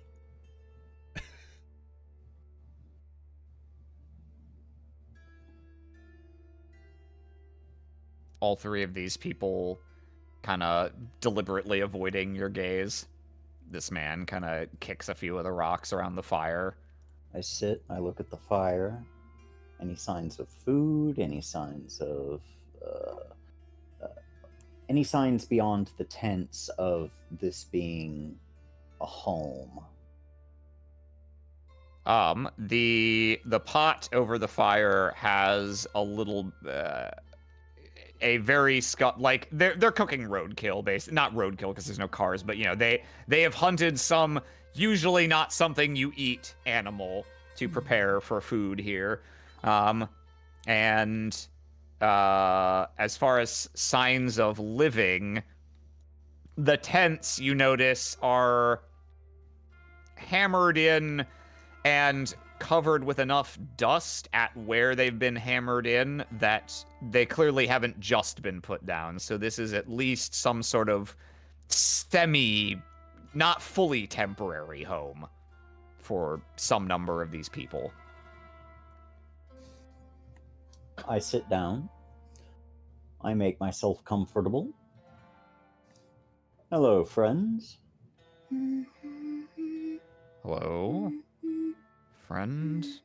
If you've come for food, you should know. We all pitched in to get this thing, and so we're gonna be the ones eating it.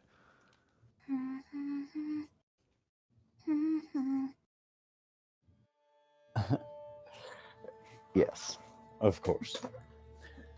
I'm not interested in your food. I am interested, however. You must have noticed us as we approached. Yeah. You have the eyes of prey. He looks to the woman who shrugs. Not many people come through here, so I suppose you could Indeed. say that. Not many at all. And so you would remember someone who had. Another shared glance. I suppose there's a chance? You looking for someone? You could say that. I'm looking for an item.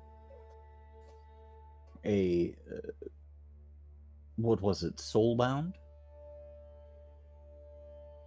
The out of universe, the term is reforged. Reforged. I'm looking for a reforged item. A reforged person. They exchange another glance. Any sense that they are... any sense from my perspective that they know anything? Go ahead and make a roll to do. And actually, Wither, can you also make me a roll to do? I notice you're standing here with the giant eyes. Mm-hmm. I'm going to add on my thingy. Is that okay? Yeah.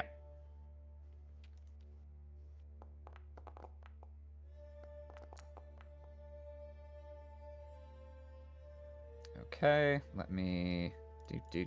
This is for Orcris. And this is for Wither. Okay. Yes, Orcris. These people are definitely... They didn't react immediately to reforged item in a way that would suggest that they have very direct first-hand knowledge of the theft, but they're definitely cagey about someone coming by and suddenly kind of bringing up questions to them.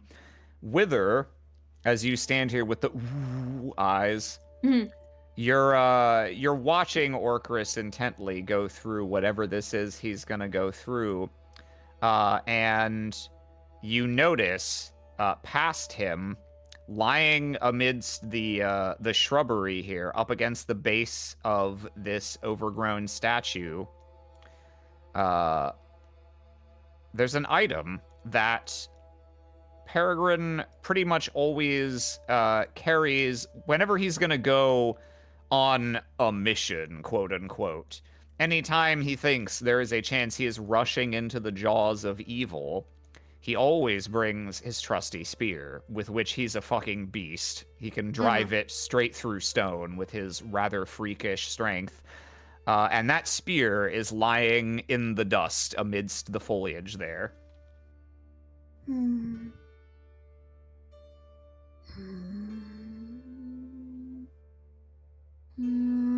They lean down to the foliage underfoot and they whisper, Apologies. and they will just begin walking forward.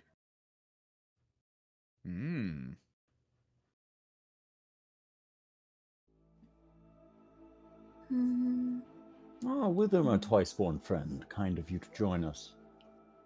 We were just about to eat. Remind me, eating, not necessary for you, is it? No, But do you do it? we can. Peregrine does. When they say that, they look at these two people here. There's no reaction to the name Peregrine. However, when you approach and they, especially when Orcris very bluntly, my twice-born friend looks at you, looks at the camera, at them, they do both cringe back a little. Orcris, you haven't even really put these people under pressure, and you can tell that they're very close to blurting something out, but they're not yet sure whether they should be more scared of you or more scared of other things. We've been asked to sit as guests for for their meal. I reach into the pot. I grab the food. What do you think you're doing? Eating.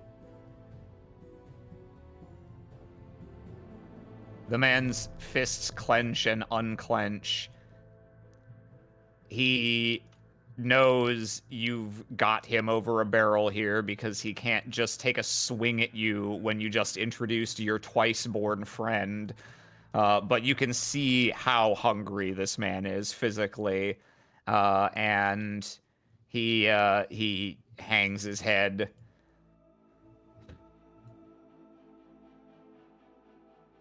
What do you want to know? Well, simply put, I've had someone who has been. We're looking, as I said, we're looking for a mortar and pestle, specifically. Whether one that was stolen. Oh, go ahead. One that was stolen from a local botanist who was in the area. Likely collecting herbs. Maybe some of these. I can't say I know much about their medicinal qualities. Wither, as you get closer to this woman, can you go ahead and make me a roll to do black? Ooh, okay. Mm-mm-mm. Mm-mm-mm. Oh! Ooh. Her head explodes. Yeah, fucking scanners.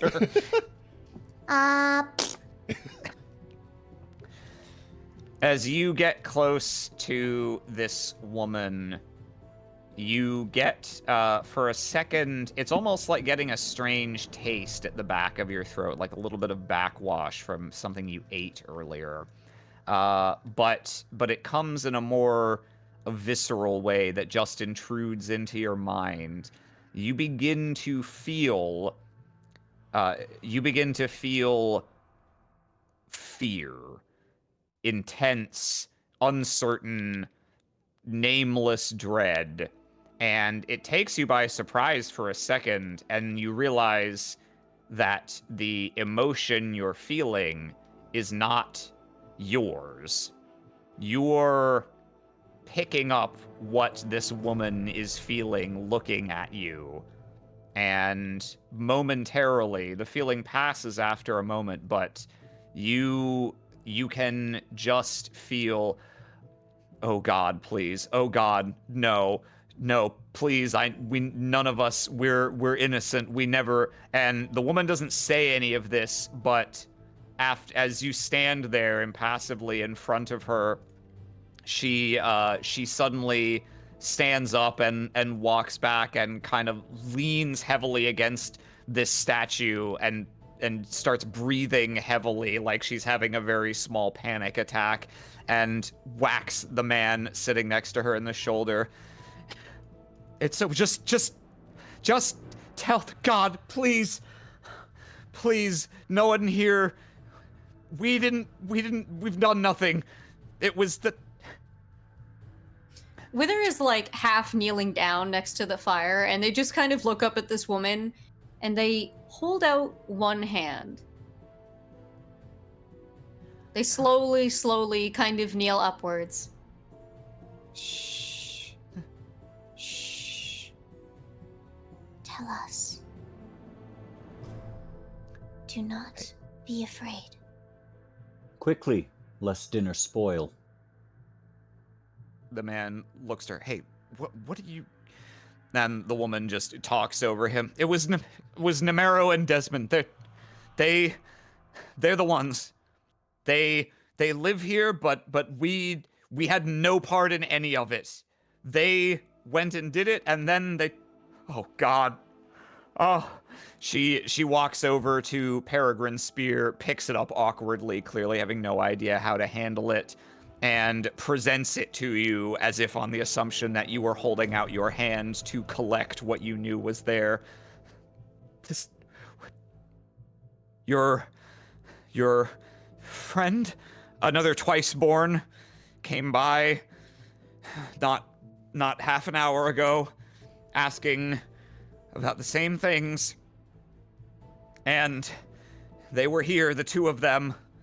They're the ones who did it. They stole something. They didn't tell us what. They stole something, and they moved camp, and they came back to get their things. Your friend showed up.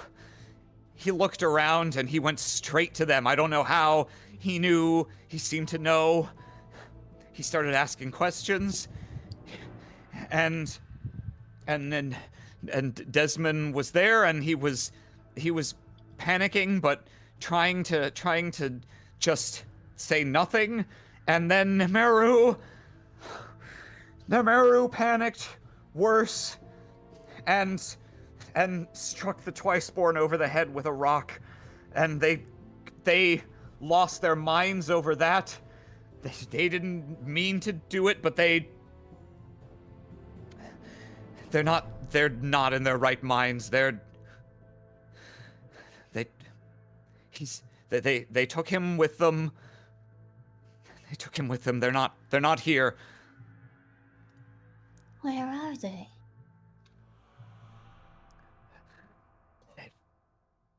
The man kind of stands up and seems to regain a momentary fragment of courage. You tell them that's as good as signing a execution warrant for them. I knock over the fire. I knock over I just get up. I knock everything over. I take the food. I put it in his face, and I demand. I'm not playing anymore. Where are their usual haunts? I will be willing to shift my little face around. There we go. Boom. I'll be willing to shift my labels. I'd like to put danger up. So that the call an ambulance moves. Mark danger up, but not for me. And then yeah, why don't you give me a roll to do with yawn? Well, you can roll to die since you're engaging mode here. Why don't you go ahead and roll to die and see if you want the red. Well, I'm assuming you don't want the 1, but you can. I'm taking it anyway. All right, yeah. Oh. So you can you can roll to do with red, just with a d6 there. Yeah, this is not gonna be very hard. Yeah, the spark of courage that this man managed to summon immediately goes out as soon as you get physically up in his face. And he raises his hands. All right. The last time they had to lie low for a little while, they made camp in an old abandoned temple. It's not far from here, just some place that got wiped out by the breath. It's just the two of them, as far as I know, and no one else here stole anything. No one else here hit anyone with a rock.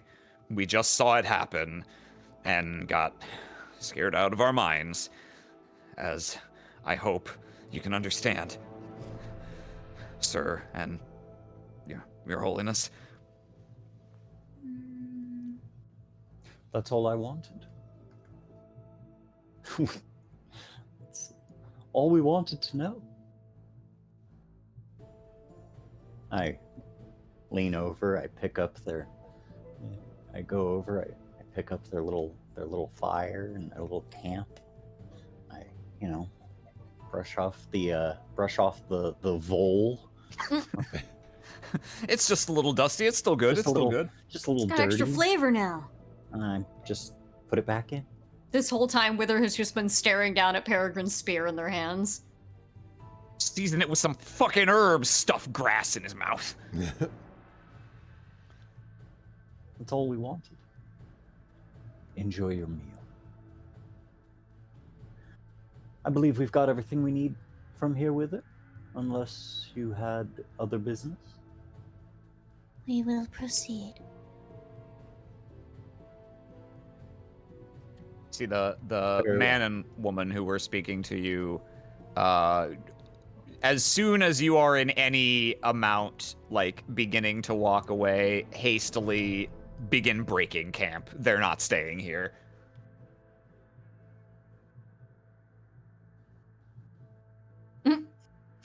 That old hobo just like, oh, fuck, Oh, man, shit, dude, fuck. This guy's just like, not my problem. not my fucking problem, dude.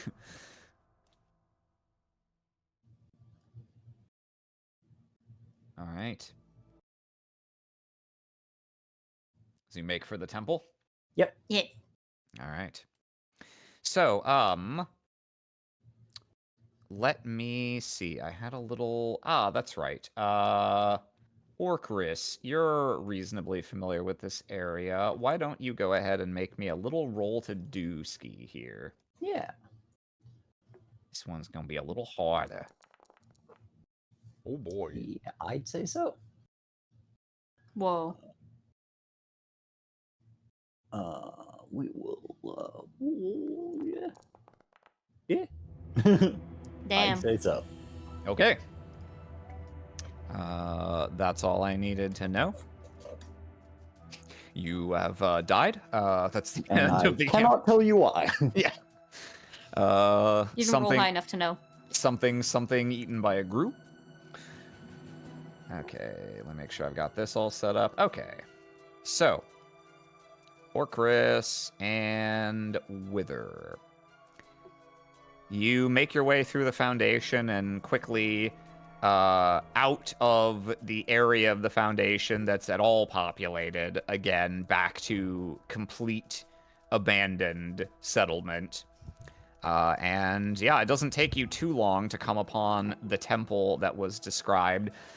Oh, this was a majestic, grand thing in its day, you can tell. White and black marble, vaulted ceiling, statuary all across the roof where there aren't holes. In its time, this was probably even grander than the temple you stood in earlier today. But its time was 30 years ago. And you can see that a huge section of the walls and roof have been caved in by a about 10-foot high wall shaped directly from the clay hastily to try and thwart the rolling progress of the stolen breath all those years ago. And it runs to the side of the temple and straight through the temple. Ooh. And considering they chose to do that, speaks to the level of panic and desperation that must have been in effect here as they tried to turn back the tide. There's that smell again.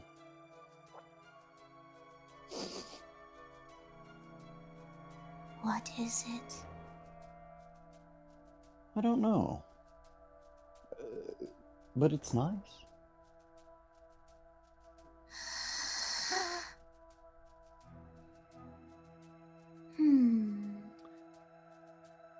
Let's see. Real quick, let's see. How do I want to resolve this? I guess, can both of you make me a roll to die, please? Whoa!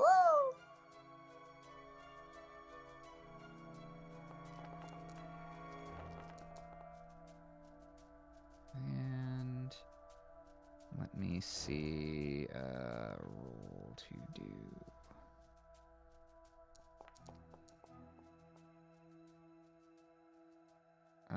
Let's see, 14, and it doesn't look like you've picked a swing there. Okay, there you go. And, okay. You come up the steps to the main entrance to the temple, underneath a grand arch. And Orcris, you can see across the way. You lock eyes with a man standing, leaning against this this place where the wall that was raised 30 years ago has since crumbled. And he's holding something in one hand behind his back, and as soon as he sees you, he shouts, and just as with Charides, it echoes. Even with the roof blown open, this place has the acoustics of a temple. Stop right there! Who are you?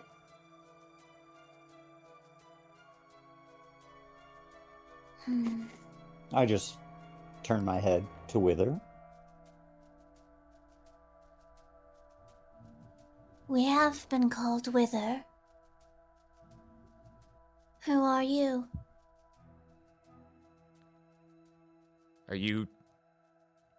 What are you? He looks across, and I suppose, Orcris, you've already turned to Wither, so you would have seen this, but Wither, having taken on a particular, almost bioluminescent hue beneath their skin.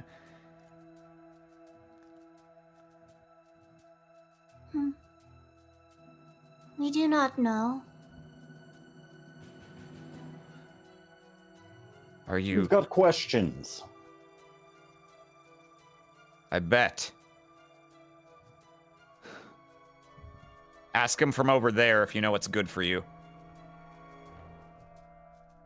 What's good for me? I'll ask them anywhere I like. Friend. And it is in your best interest.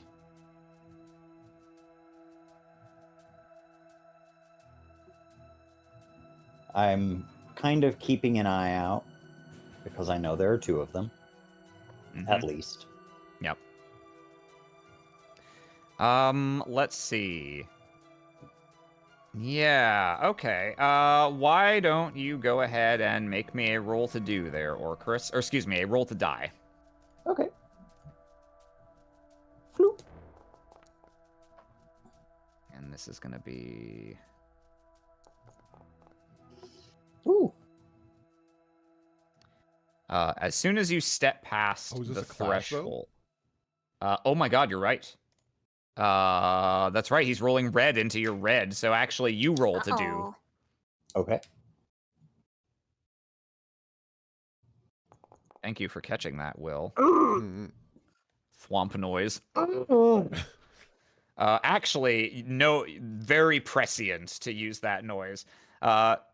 You step across the threshold here, and this man, in one swift motion from behind his back, takes out a sling in which he's already loaded a rock, and overhands, and for a second, you think, oh, he's gonna throw a fucking rock straight at my face. Oh no, slings are no fucking joke. Yeah, Slings no. are no joke, dude. He slings the rock. He slings the rock up, and with a clatter, it strikes the side of a still hanging on piece of statuary, which then falls straight in front of you, Orcris. And that is going to deal some damage. So that was a Can clash. I push him out of the Yes. way? Can I roll to defend? Let's see. I think... I don't mind taking the damage one way or the other. It is just like, just jumping out of the way and it smashing down. I still take the damage. I just don't die. Oh yeah. This is not a you die. It's like Spirit of the Century. It's where, not rocks fall, you die. Yeah. Where damage represents anything that's reducing your will to fight. Willingness to fight. Yes. Yeah. So, if you want to try and do a hero tackle here, Wither, I'll let you do it. I'll tell you, obviously, that we're about to go into a conflict, so I'll let you attempt it. It will use your first turn in the upcoming conflict. So I didn't imagine I was going to hero tackle him. I was going to use the blunt end of Peregrine's spear to just shove him to the side. Okay. Same rule in terms of it'll take your action, but yeah, you can attempt that if you want to. Okay, what do I roll for that? Roll to do? I'll say. Yeah, okay. I'll let you roll to do here, and if your roll to do is higher than Nemeru's roll to do here, then Okay, we'll and let you this block would that. not use my additional dice, would it? This act well. I mean, you Mm, know these. You based on what You know what, I have been guess, told, these yeah. guys are the yeah. So actually, yeah. No, I'll give that to you. Oh shit. Okay. All right. Down, Mr. President. Get down, Mr. President. So, you see the stone collide with the statue. The bust begins to slip and crash in front of where Orchrus just was, but you have vaudeville caned him a little bit off to the side, so when the statue hits and creates another big shower of shards of this marble floor, Orchrus is just far enough away that they do not scratch the hell out of him as they would have otherwise. So let's see. what's the damage look like? I'm gonna say because that was so that would reduce the normal damage of the attack, or that would thwart the normal damage of the attack because it was a clash. He would normally he could ignite here to deal double damage. So you're still gonna take 6, but you Okay. won't take 12. Cool. And let me go ahead and get some Mussick.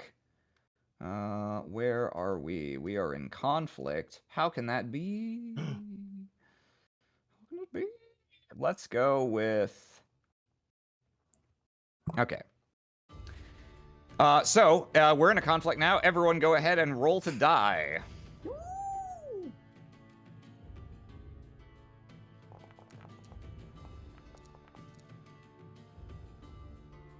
Let's see. Lock that yellow 5. And let's see. Same as the last one. I'm not going to lock in either of those. Okay, so we've got 8, 16. Orchrus, it looks like you haven't picked anything yet. Yes. There you go. Okay. Okay, Wither, you have the highest roll to die. You get to decide who goes first. You will not get an action this round because of your defense, so Orchrus or Nemeru or mystery person, who could it be? I will let mystery person go so we know where they are. Okay. Let's see. Yeah, you hear a little bit of clattering from somewhere beyond the wall. And let's see. A second figure emerges. You hear a little, and someone ascends the wall here. And there we go. Climbs up the wall, peers over the top at you, mutters something under his breath, and then pulls himself the rest of the way up. I don't know what's going on out here, but all we want is free passage out of here. We don't want to kill anyone today.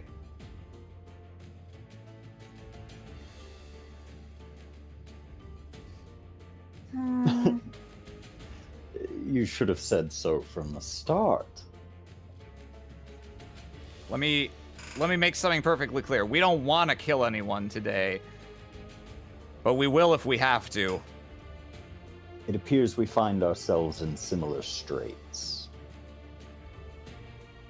Wither just kind of looks over to Arcris like, if it were a normal person, there would be shock on this face, but it's more like trying to judge what is happening. I'm more interested in the mortar and the pestle. I'm slightly interested in why you stole it.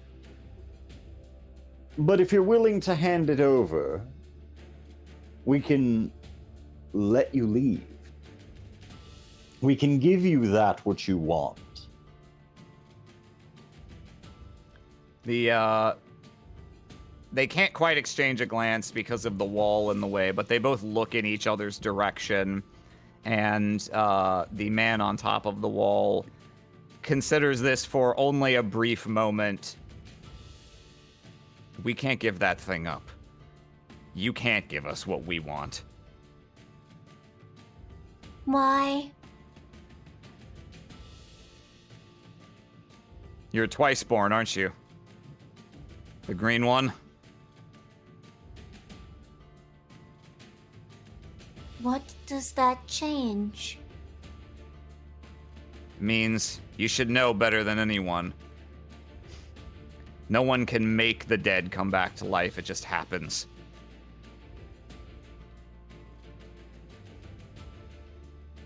Perhaps you will come to understand that more intimately than most.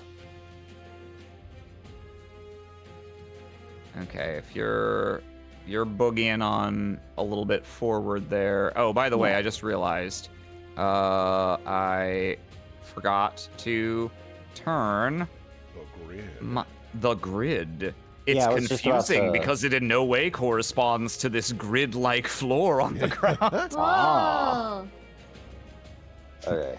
I was just about to say, these squares are awfully not token-sized. Are these 5 foot? Yeah, you Okay. can, yeah, so you have 7 squares of movement, and most Yep. characters have 6. Yeah. Oh, boy. Yeah, let me double-check something in my notes real quick. Yeah. The brother on top of the wall takes out the sort of pick that soldiers are often issued with as their close quarters weapon, and takes he's stancing up. He's ready to boogie. And he initiated that little interaction, so I'm gonna say that's all he's gonna do on this turn. And he's gonna popcorn it to you, Orcris. Let me lock you to a grid square also, little boy. There we go. I cape up, tail out, knife out, just start running. Straight at this man. Yep. Okay. And do you want to roll to do anything here? Every bit my intention to kill one, and then we can see where we lie with the other. All right. And are you going to do anything this turn? Yeah, if I can. Yeah, If so I'm you're within you're range. not in melee range, but you could throw the thing at him if you wanted, or do something else to Yeah, I'll try do and that. inflict damage. I'll Okay. do that. I'll throw the knife. I'll throw the knife. I'll try to throw it at his leg, and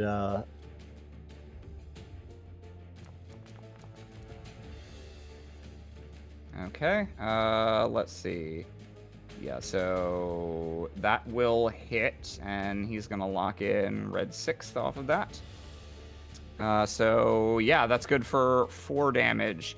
You throw, and yeah, I'll give it to you. It's more like I throw the knife. I want him to reach down and grab so that I can scorpion sting him in the head. Ha. Okay. Yeah, you throw the knife, and the ideal would have been if it lodged in his leg and he had to reach down for it. It cuts across his leg and scatters a bit past him into the chamber here, but he does take the damage. So that will be 4. Marked. Noted. All right. And there's only one person left to go this round, which is the man you just threw a knife at. Yep. Now, he lets out a cry as it cuts across him. It doesn't seem like he was necessarily expecting you to just bulldoze through the room like that. And let's see. Yeah, he picks up another piece of rubble off the ground, and rather than loading it into his sling, he's just going to leap forward and try and brain you with it. Yeah. This is going to be a clash. Yes, it is.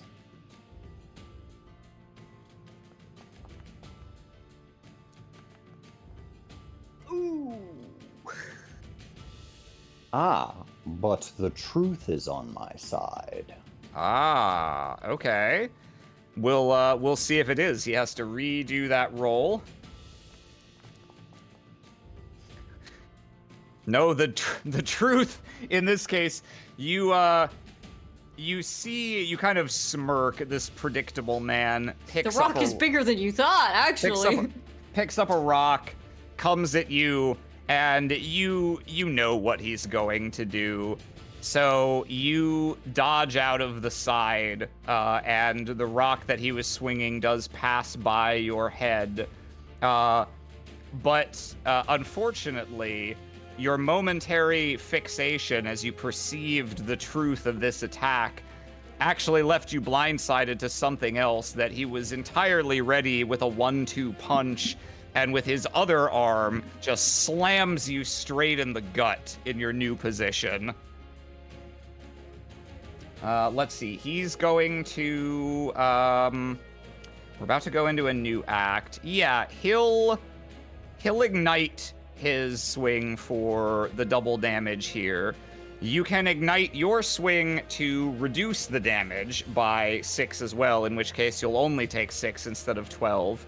And when you ignite, the die is locked out for 1 roll to die, so it would mean you would not have access to your red on this roll to die next round.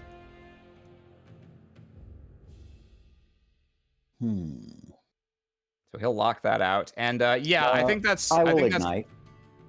Okay, so go ahead and go to your attributes page, hit the lockout button on your red there. Wait, I lock out red? I thought I was down to 3 health. Yeah, no, you're not wounding anything. You're locking out to...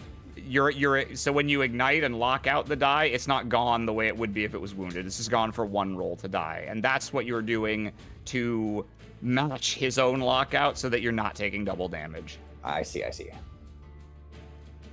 6 damage is table stakes. He locks out to try to make it 12. You lock out to keep it 6. And yeah, I think that's entirely reasonable, Will, because Wither did a thing but didn't have to move to push Orcris. So yeah, I think you can move this round.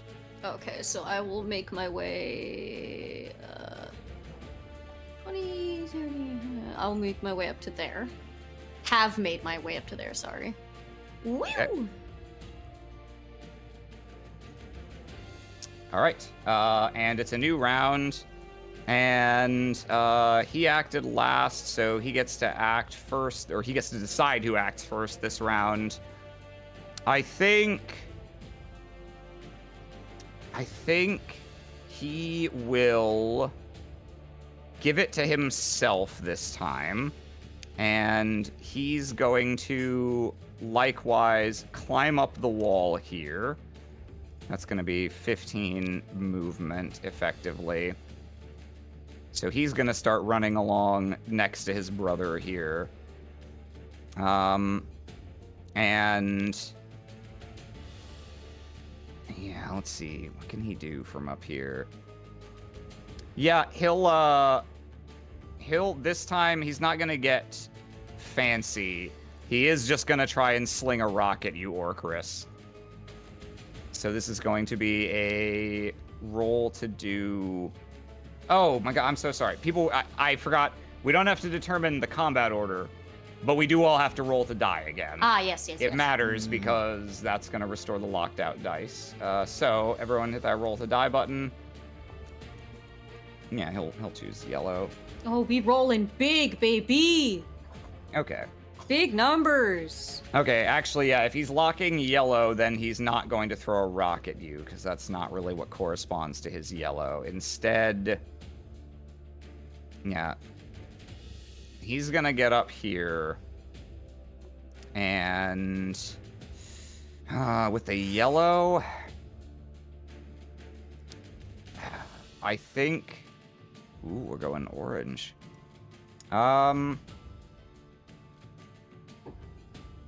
Yeah, he's just... Yeah, I think instead of doing another roll to do, he's going to move along the wall to here.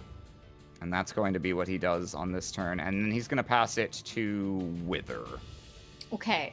Wither is going to do something that looks scary, but isn't intentionally scary. Uh-huh. They're going to have to Peregrine's spear and aim it basically in this direction here. If this kid gets hit by it, that's his own problem. But they're going to try and toss it over the wall in hopes that Peregrine's knocked out ass is over there, and he will find the spear and be like, "Oh shit, yeah."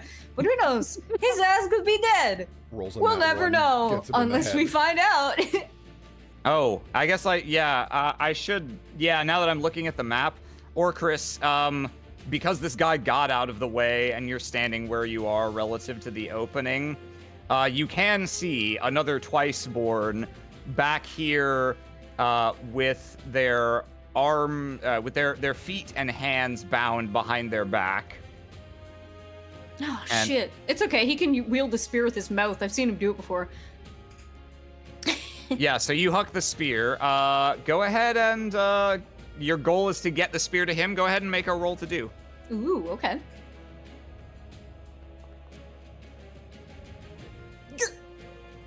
Let's see. Oh. No! Okay, I know what happens instead. You throw the spear, and it passes the man on the wall, and you hear it collide with something back here. That you do then hear a series of clatters.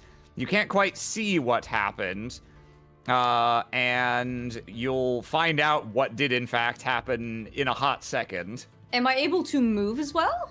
Yes. Okay. Gonna make my way up here. I'm gonna hop into this fucking brazier thing and try and climb up it to get on the wall. Okay. Let's see. So it's like 15 there. Yeah, I mean, if you've got that as a stepping stool, I think you can get up on the wall with this move and just put yourself. Here, let me heighten you. We cannot do it. We are too short. This is not true. We are tall. Tall like mountain. All right. And who would you like to go or next? Okay. I'm going to 1, 2, 3, pick up my knife. 4, 5, 6. Unbind him. Just use my whole last turn to pick up my knife and unbind him. Okay. You don't really need to roll for that. These aren't like special ropes or anything. Yeah, you have a knife. You can cut them. It's like water reed rope. Peregrine does kind of a double take as you approach and interact with him for in a reaction that seems to go a little deeper than this is a man I've never seen before approaching me with a knife. But after a moment, he does shake his head and give you a very quiet thank you. You can see just performing my saintly duties. He grins at you, and you can see when you come over here, it's actually very funny the map happened to be set up this way to begin with. The spear ended up staying on the top step here, but it perfectly knocked this candelabra down the steps to fall next to him. He picks up one candelabra in each hand. Holy shit. In each handelabra. Oh. He's wielding candelabras. And he's gonna roll to die and join the encounter. And he's immediately gonna do this. All right. So you now have two people you can popcorn it to. You can give it to Peregrine, or you can give it to the other enemy. I will give it to the other enemy. Okay. He watches you run by and mutters a quiet curse under his breath as you have immediately added another enemy to the encounter for them. He's gonna... Oh, God. Yeah, he's gonna run and grab his brother here and try and slip them off the wall on this side which I think, given that they're going down onto steps, is going to take a roll to do to have them not, like, eat shit. They both fall and break their neck. Oops. Uh-oh. Oops. Well, I guess we weren't really needed here. Ooh. Okay, yeah. He grabs his brother, and they land on the steps here. And Wither, you can see them both turn. It looks like they're gonna just make a fucking break for it if they get the chance. And he has to popcorn it to Peregrine, who's the only one who hasn't acted. Let's see. 1, 2, 3, 4, 6. Let's see. Can he do anything with his 2 candelabras from here? Yeah, he can do something. Peregrine, you see him temporarily set one down to his side.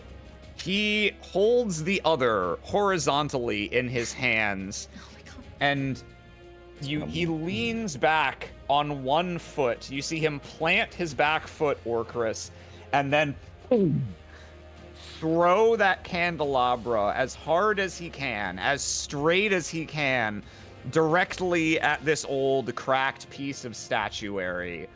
The big baby head. The big baby head, yes, as it Oh. were. And let's see. We've been listening to that for a while. Let's change the music. Where are you? Conflict themes. Let's do a random one. Okay. He throws it. Let's see how the boy do. Oh, Peregrine. Oh, Peregrine. All right. He throws it at the statue head for what you have to assume is intimidating effect. And his shot is straight on. It does strike the stone head. However, this candelabra is so old and was made of gold to begin with, which is not a hard metal. So when he throws it straight at the stone head, instead of piercing into it with the dramatic effect he was likely hoping for, it kind of just entirely deforms and goes flying off into the corner of the room, clattering against the wall, which is still kind of impressive in its own way, but more in a what the fuck way than a oh my god, that's so scary way. And the noise is just like, oh Jesus. Yeah, oh Jesus, oh. And yeah, he momentarily like turns to look back to you, Orcris, and has an expression of extreme, I hope no one saw that. I mean, for all I know, you hit. Yeah, I heard a sound. You probably killed both of them. All right, new combat round. Everyone roll to die. Yeah, he's gonna stick with that. And you are gonna roll to die. Am I still locked out of red? No, it should have automatically unlocked you when Got you it. rolled to die before. Yeah. And you, sir. Yeah. Okay. And Peregrine gets to choose who goes first, and I think it's in keeping with his personality. He's gonna go first. He's just gonna... He still has one candelabra left. He's gonna go 5, 10, 20. Yeah, he's gonna circle around and look to cut these guys off. And indeed, he's not going to stab this guy, but he is going to hold the candelabra sideways and with great force bash into him and try and just like knock him back into the wall directly on his ass. So here is his roll to do. He's attacking the one that's dyed blue, incidentally, not the one with the clash. Roll to do. Jesus, buddy. Oh, no. No. Oh, my God. It's like we're right back in your test session. Yeah. Oh, I didn't want you to be the cursed NPC, buddy. Technically, this guy could still biff it. Yeah! Holy shit. Yeah, he biffed it. Biff secure. He'll keep his blue 3. Wow, yeah. Coughing bomb versus hydrogen baby here. Coughing bomb and hydrogen baby? New Discord names. So yeah, no, Peregrine, slams this guy with the length of the candelabra, and he just grunts and just staggers back into the wall here. He's gonna take the 6 damage from that.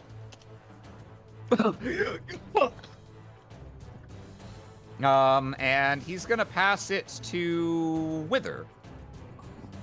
Okay, Wither's gonna do some deeply Batman shit and literally, like, walk up here on this part of the wall and then drop down on this guy with one of their, like, long shawl thingies and just try and wrap him with it. And, like, discombobulate him entirely. Discombobulate him, trip him down the stairs. When you shove a sack over a cartoon character's head. Exactly. Okay. Yeah. So go ahead and make your roll to do, and because you are green, he is yellow. That will be a clash. Ooh. Ooh, average. The same. No, Withers is to hit 20. With the And D6. his is to hit 20. Oh, I'm fucking stupid. I added 15 and 5 and got 15. I'm not sure exactly what the rules say. Let's just roll again. I think Is it's that just a Okay. Yeah, it's a clash because green is both yellow and blue for the Whoa. purposes of what it clashes with. Okay. No! What the Oh. fuck? Oh shit! Holy This is shit. escalating. This is So it's literally Wither and this guy, and Wither's like trying to like suffocate him, but not really, and he's just This like is- even though the physicality is completely different, but spiritually this is Oh my god. Let's Holy try shit. again. Yeah! That's what I thought. Oh. Oh, All my right, God. yeah. After you come down on him directly from above, he looks up only at the last minute. Oh! And you bring your shawl down over his head, and you, of course, weigh about as much as a small sack of potatoes. However, he's so surprised by this and so unbalanced, especially standing on the stairs, that indeed you bowl him straight over. And so that was a clash. So baseline, you're getting your 6 damage. Yeah. You can ignite for an extra effect like extra damage or knocking away his swing or something comparably powerful if you wish to. If he has the mortar and pestle on him, I would like to knock them off of him. Okay. He does not. Okay. When you knock him over, nothing goes conveniently tumbling off of his person. However, I'm not gonna punish you for that because, like, you were just basically asking if that's a possibility, so you can choose something else if you want. Okay, I would like to, like, could I just, like, throw him onto his brother? And just, like, in a heap? Actually, yes. You, when you, normally you would ignite to do this before you roll to die. One of the things you can do, to go for extra bullshit is trying to make an attack area of effect. I'll let you do that here as your clash bonus. You can do 6 damage to both of them if you want. Ooh. Sure. Yeah. So you fall upon this man and you collectively go tumbling down the stairs. And he basically flops onto his brother, who was just starting to try and get his wind back. And they end up in a heap here. That's 6 damage.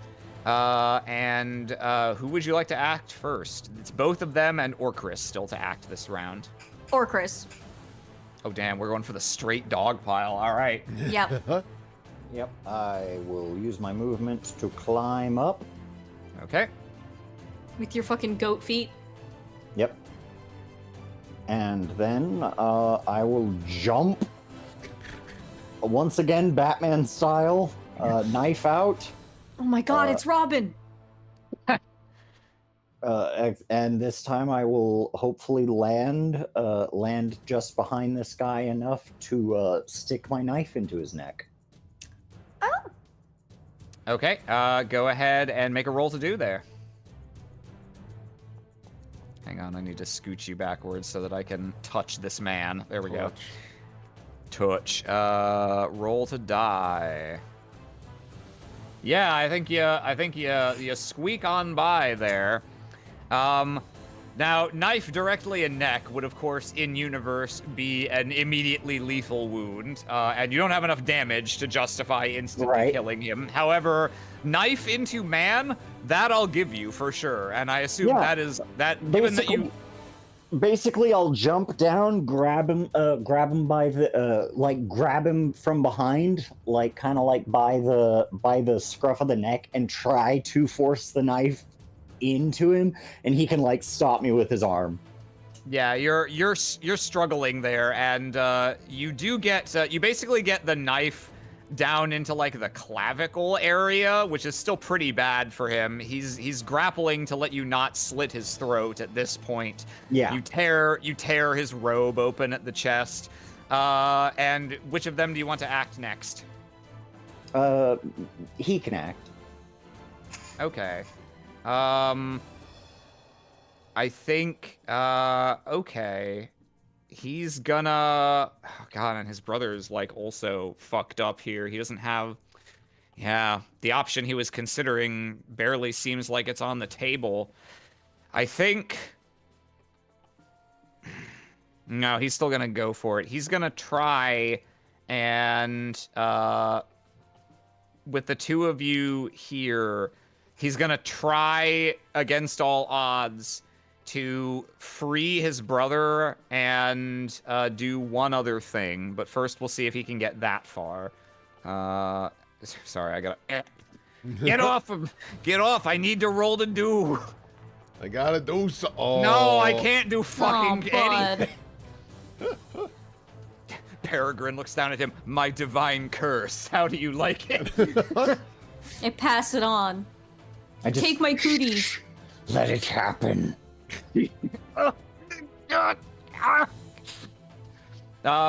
Yeah, as let's see, his brother's got an action left for this round. Yeah, so as you guys struggle and you cut open his robe as your knife passes through it, he's using all his arm strength to try to hold you off, and so he doesn't have any ability to react when, in the course of your struggle, the mortar and pestle slips out of a small pack on his side and clatters across the floor. And his brother is gonna try and scoop it up and make a break for it. But first, given that there's all these people around and everyone's gonna see it, he's gonna have to roll to scoop. Oh. Okay. I'll Well consider that. Scooped. I'll Put this consider kid that on the football team. scoop scumped. Let's see. He picks up the mortar and pestle, snatches it up as it rolls past him, and as he's struggling with you, his brother just shouts, "Just take it and go!" Knife right up against neck, and he kind of takes a step and starts to break away and stops, and it looks back and. It's not worth it if I lose you. He sets it down on the ground and puts his hands up and just backs off. Please let him go. Please. He's Very well. I kick the mortar and pestle over to my friend there. He with his hand still up, he gently slides the mortar in a standing position across the floor to the base of the stairs, and then with his foot again rolls the pestle after it. I hope that's correct. I hope it's the mortar that's the bowl and the pestle that's the stick. I think it is. If not, we're gonna have to re-record this. If not, this whole session is done. He slides them across to the base of the stairs and continues backing up until he bumps into this stone statue where he just kind of trips and slumps against it. It's over, brother. There's nothing more we can do. I release and push. I'm just gonna, and we're gonna turn the grid off because it's just gonna be in the way. Reaches down, picks it up very, very gently. Now, you pick it up gingerly, and Peregrine immediately, as soon as Orcris, you release this man, Peregrine grabs him by one arm and, without much protest, drags him over here with his brother and kind of just like shoves him against the stone statue head as well. Glares down, holds his candelabra out like it was his spear, and then does a double take, realizing it's not his spear, and it's kind of like, oh. Just a moment. Where are we going with this? Let's go with,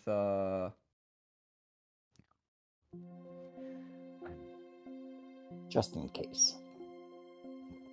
what are you doing? Oh yeah, you're just gonna stand over there.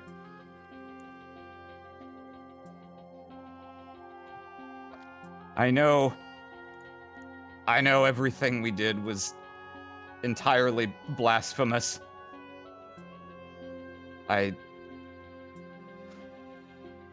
Well, I guess I don't have anything else to say for myself. What's the point?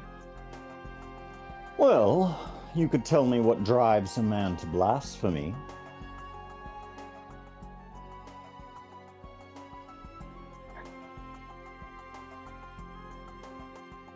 Our other brother, our oldest brother, he died 3 days ago. And I mean, no one cares, no one notices when someone dies down here. If you're lucky, 3 days might be the time in which they bother to come collect the body. And that hasn't even happened yet.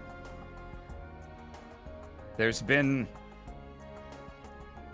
a rumor around the Foundation that someone out there's offering reforging. Even for people like us who've got no money and no prospects and no big family name to justify it. We just wanted our brother to stay with us. But they say this person isn't from the College of Life. That they do it, well, off the books. Off the tablets, I should say. And if you want a service that valuable, all they're interested in is another reforged item to barter. Interesting. Who is this person? He didn't get that far. As soon as we found this thing, God, what a mistake. Thing wouldn't stop screaming at us. The woman. When we came here, I guess we thought maybe in a temple it wouldn't be so bad. I don't know why I thought that. And then when you showed up, looks at Peregrine. I knew it was over. Hey, don't forget, I was the one who... He kind of stands to his feet. I was the one who hit you. That wasn't... I know, I remember what you look like. I remember what your brother looks like. Okay. Sorry. Sorry? Alright.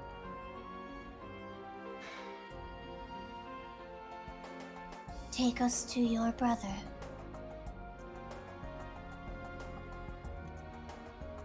Why?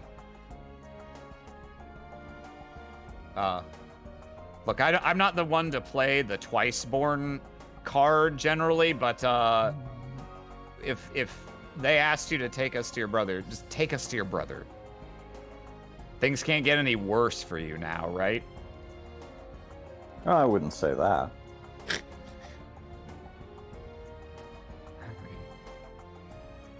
Peregrine, Yeah. you will take this. You will take her to Autumn. And Oh. Autumn will take it. Will take her to Bionel. Huh. It's a good idea. Wither, you hold out the mortar and pestle toward Peregrine. And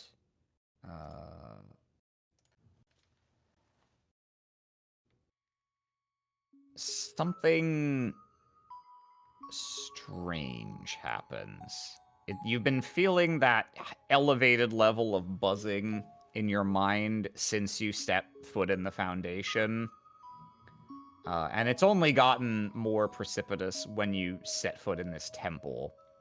And as you hold the mortar and pestle, you thought it was... You didn't feel any change at first, but when you direct your thoughts to it, you think, "Oh, I can give this to Peregrine. We can have him give it, have him ensure that it gets back, and try and fix all of this." As you contemplate the mortar and pestle, suddenly the chorus of voices gets louder, more insistent, more numerous. It builds, and as you hold the mortar and pestle out, and your hands start to shake a little as it becomes increasingly impossible to ignore. Peregrine kind of seems to perceive that something is not quite right for you. Doesn't reach for the mortar and pestle immediately. Instead, reaches out and puts a hand on your shoulder. Hey, are you all right?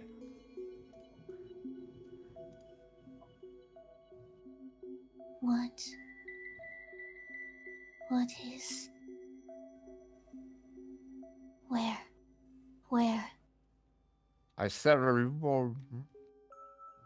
His voice gets kind of muffled and drowned out as you can barely hear anything through your ears now. It's all welling up from somewhere inside, buzzing in your brain like 1,000 hornets.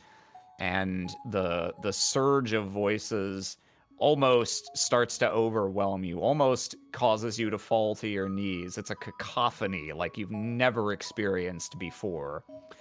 Wither, could you please go ahead and roll to die? And I'm gonna tell you, just to inform your decision here, your number does not matter. What color you lock in here will. Ooh.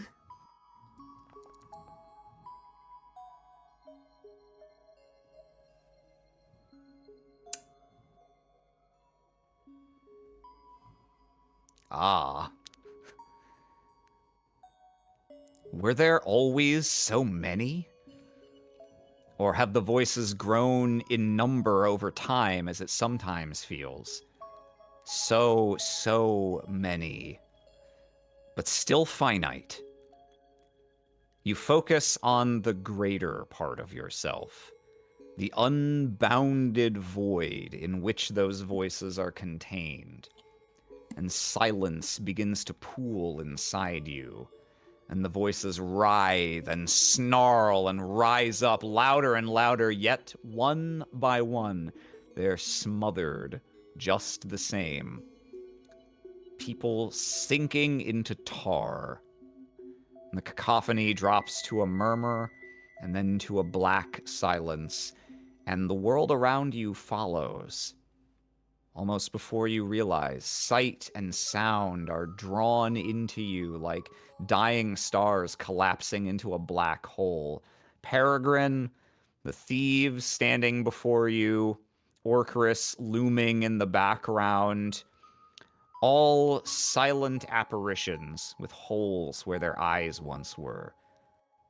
Peregrine is still bent over you, saying something, and you hear nothing. Absolutely no sound as he speaks. You don't need to. Behind their non-eyes, the intent of all of these people is entirely plain to you. Peregrine, bless his heart, he's probably about to give you a little shake. The thieves are far too cowed to take advantage of this situation. They're probably about to prostrate themselves further in case this is some kind of twice-born ritual in which you judge their souls. And Orcarus isn't going to do anything. Orcarus is just going to stand and watch unless someone tries to get by, in which case he will definitely gut them.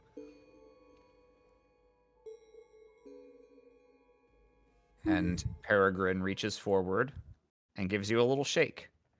And the two thieves, you see both with their knees bent and heads pressed low to the ground, and Orcarus just there in the background, smiling, leaning, idly holding his knife.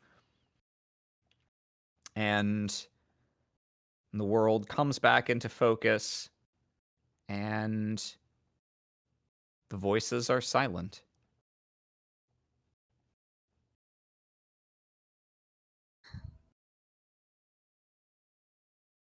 Hey, he shakes you again.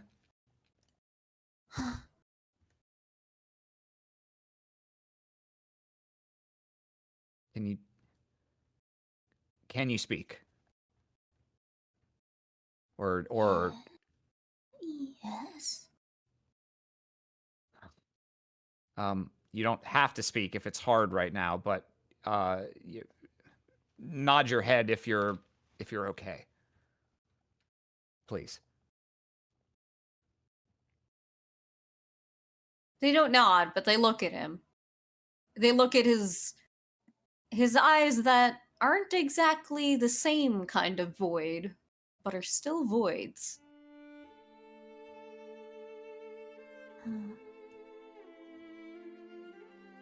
They look down at the mortar and pestle. Is there anything from it? Is she silent? Whether you listen, you can't hear anything. You can't perceive a soul in these.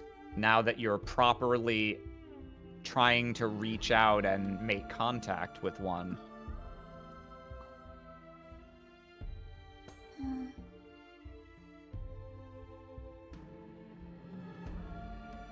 They wordlessly hand it over to Peregrine. He takes it from you and takes a step back. Still looking at you, barely distracted by it, but clearly still waiting to see if you're really okay, if you can stand, if he's going to need to carry you. But as you continue to not fall over, he does eventually look down at the mortar and pestle in his hands.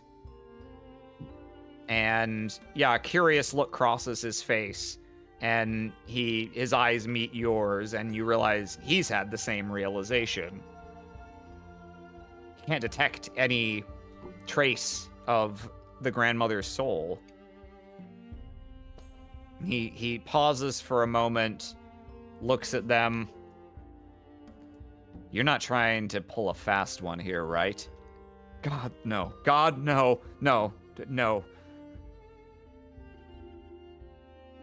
Doesn't seem like they're lying. You know that guy will probably, like, stab you to death if you are. Yes, yes, yes. Do reforged souls sleep? Maybe she tuckered herself out with all the screaming.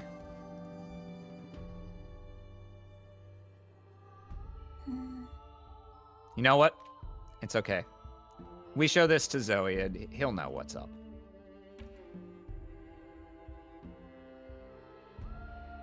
Wither turns to the brothers again. You will take us to your brother. Of course.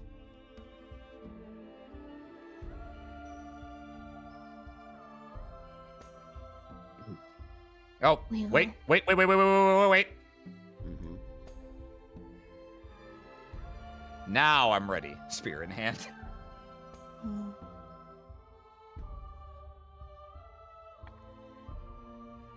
And we proceed. Yeah. Or Chris, are you coming with, or are you like, well, my job here's done?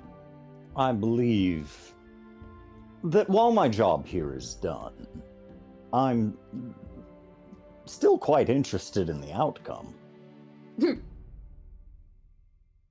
second-born are something of a fascination of mine. I believe that perhaps one day I will walk amongst them. Things don't turn out quite right. But it's Well, a possibility. Math's not my strong suit, but I think the odds aren't entirely in your favor in that regard. But maybe. Maybe we can have breakfast sometime, 100 years from now after you've kicked it. Barry. Yeah! New berry buddies. I should say, I didn't say that out loud. Oh, okay. Uh, Then, never mind. The mention of berry buddies, the two thieves like, what the fuck? Is this a... Is this part of the ritual? fucked up. All right. Let's see. Oh, okay. Yeah, this works, I think. Let's go with yeah, okay. Just going to do a quick finagling. Oop, let's dig you out from behind that wall. Take Orcris down off his cloud. Mm-hmm. Okay. And we're gonna put you right here.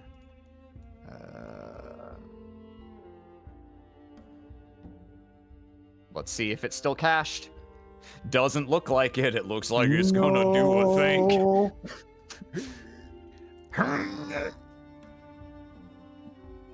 I love that it jumps to 98 and it's like, hey. And it's like, Yeah. ooh, Oh, this 2%, I tell you. 99. That's how they get you. Loading barrel. Loading barrel 1.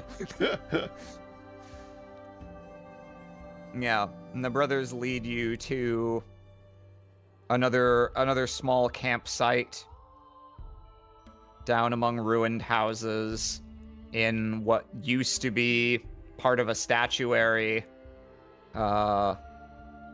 where there's been nothing done to it for years except the accumulation of dust, except for the small, burial in random places is not normal in Scon, but they basically made a small makeshift slab out of fallen column and laid their brother's body on it. And that's like just there in front of us? Yeah, let me sorry, I don't have a dead brother icon. let me Get one. Let me make one. Yeah, let me go kill a guy. Just real quick. Yes. Oh, I was zoomed in on the us from further down the road. Yeah. Oh, my bad. Yeah, I Did it not tried to put- move myself and then it jumped over to them. Oh, okay. Yeah. Yeah. Oops. I don't have a third person who looks related to them. Their third brother was the one who ate all copper, Mhm. Oh. and he's asleep. I keep going to move myself and then it pings me down to my bottom self. Yeah. I don't know what causes that. It's probably something with Foundry I wasn't aware of. Let me kill your other selves. Oh, thank God. In laying That's the all groundwork I've for ever asked for. laying the groundwork for probably some metaphor at some point in this campaign.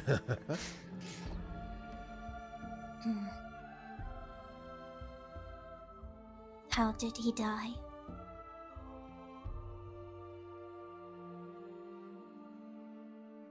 Nothing? Okay. No, there was a melancholy exhalation there. Oh, Maybe your mic didn't pick it up. maybe it didn't get picked up. Withers in there. Come on. Come I on, ain't got all day, don't. bitch. Yeah. I do not have all day. When my pronouns drop to singular, you know I'm fucking serious. Yeah. The brothers kind of sag a little. Well, just like your friend, we used to go out picking herbs. And he got careless, reached in, got some cuts working with a thorny bush, and got an infection from something or other. In the blood, they said. The healer who gave us all of 30 seconds of their time. And he was gone within 3 days.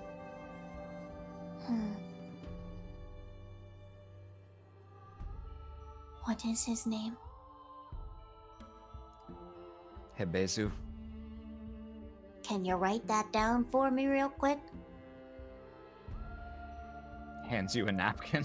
Thanks, man. I can't Bless read. you.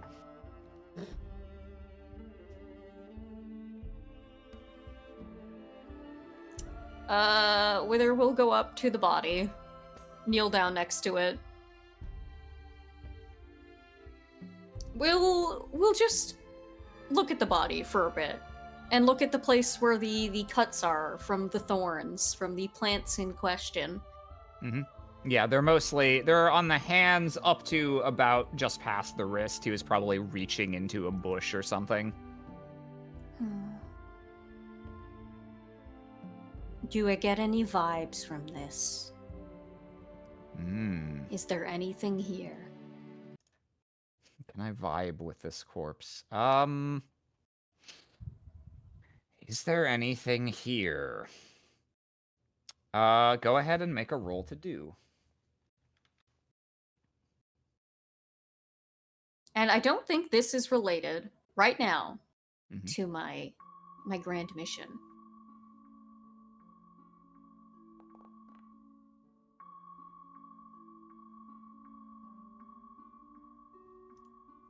Let's see. Oh. The kinds of vibes you can sometimes sense from particularly the living, but also sometimes from places, as you were sort of feeling earlier in the Foundation. You feel like there was something here, but you're a little too late to catch it. No. It's that idea, the way you phrased it so perfectly, that it's just out of reach. That I've just missed it. No. Wither will reach out a hand and place it on this man's collarbone area. And they will think what they always think. They will feel what they always feel when they touch plant life. Come closer. What do you know?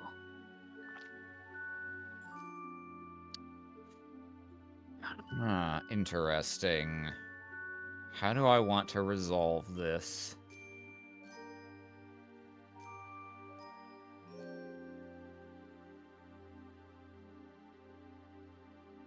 I will.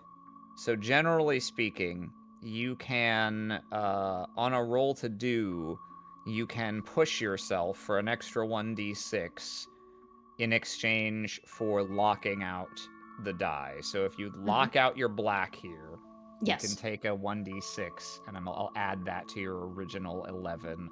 Okay. That sounds right, because I feel like after what has just happened, this is them pushing themselves, and if it fucks up, that's them learning. So, do I roll to do again? No, you're just gonna roll the extra 1d6. Okay. See how you do.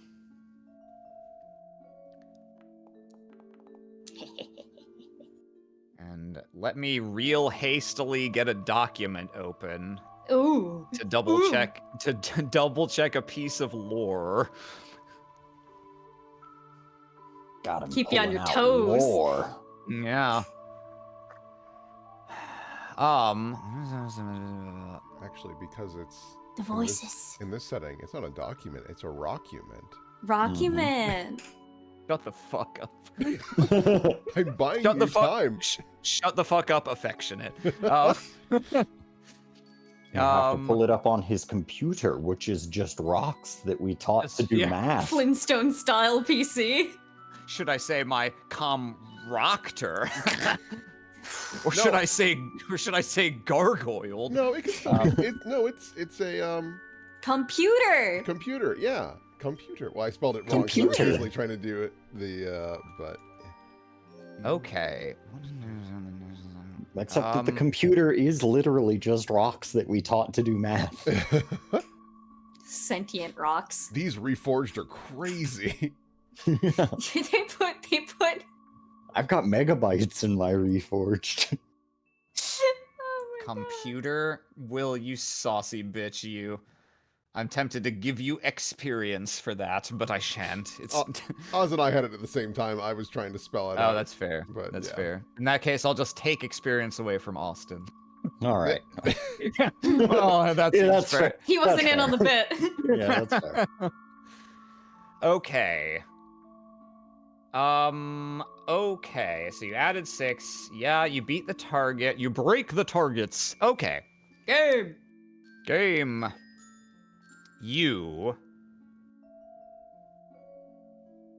place your hand near this man's neck, where his neck joins the body, and you try and focus the way you do when you choose to interact with plants in the way that you usually go out of your way to avoid.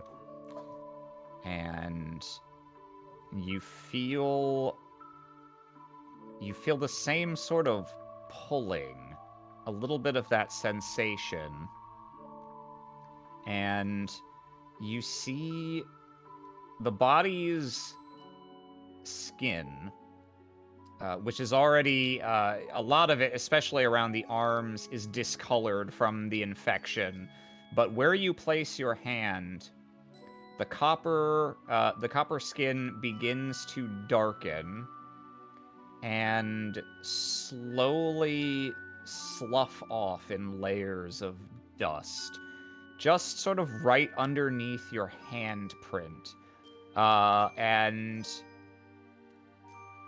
you, after a few moments, you have basically carved a small hole in the body here. The gray area stops at a certain point because as more of the outer layer of the body strips away, your hand presses deeper and deeper, and you feel it clutch around something.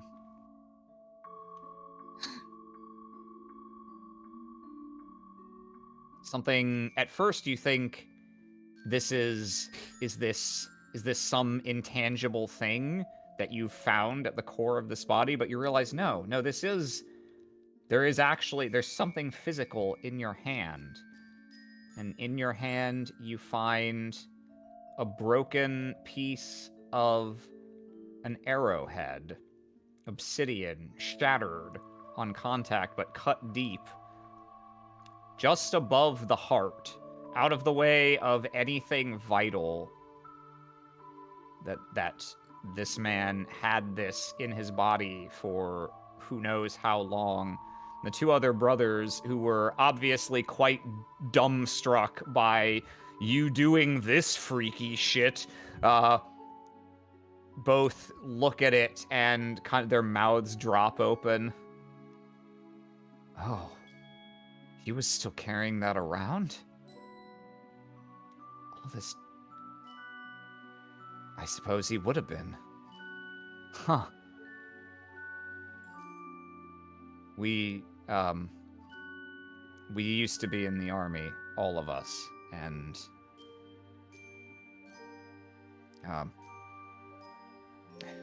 well, one of the reasons we thought it was so absurd, so stupid he could have died this way. Years ago in a campaign, he took an arrow for me. And we thought it just killed him dead on the spot. Looked like he'd been shot right in the heart. But he got back up and kept on fighting. And somehow we all survived. I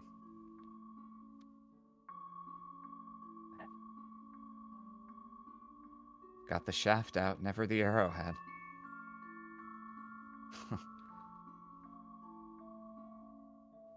Ebisu. Bless you.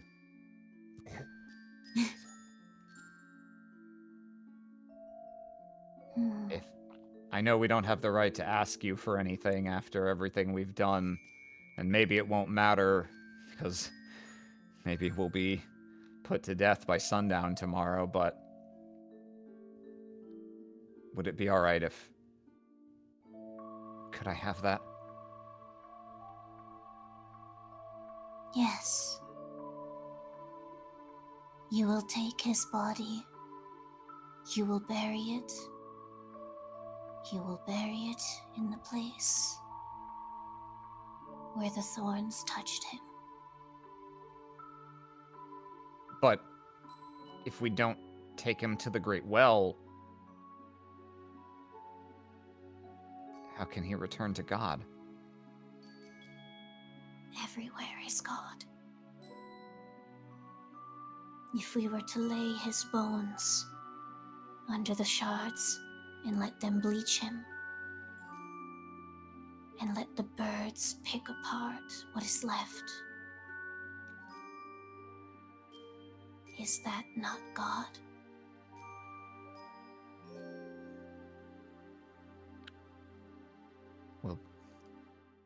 We'll do as you say.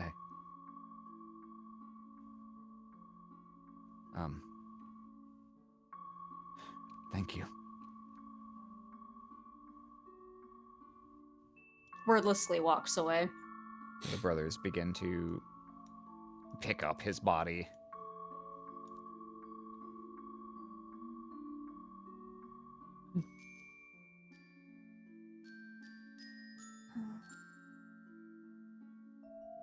Peregrine, Yes. has your itch been scratched?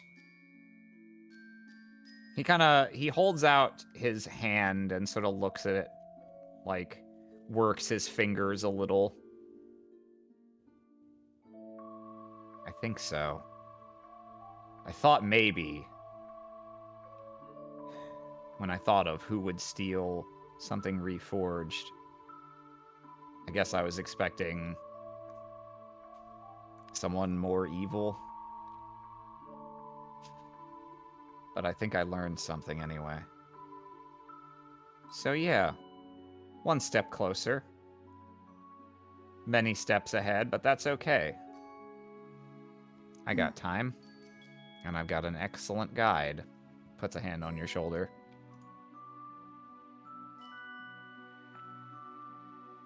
Looks over to Orcris.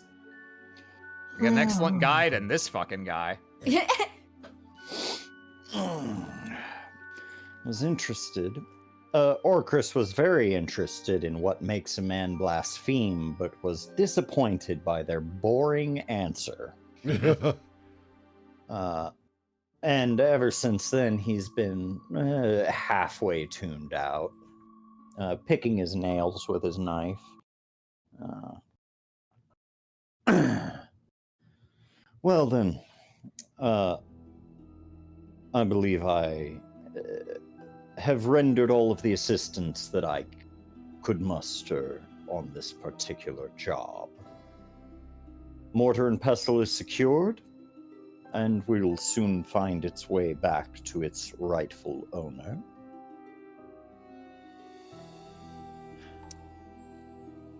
And yeah. so, Oh, go ahead.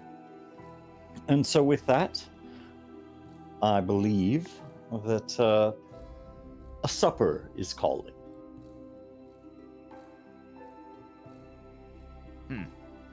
That sounds like a good idea. I haven't really tried supper yet. I got stuck on this breakfast thing, and it's working for me, but people seem to feel that they're different at different times of day. So maybe there's something to it. But I'm going to run this back to the sanctuary first. He does not appear to realize that you are not inviting him to supper. Right. Well, if he wants to come, I And wouldn't Wither say does not no. seem to realize that you are inviting them to supper as well. So chances are you're just gonna be left there.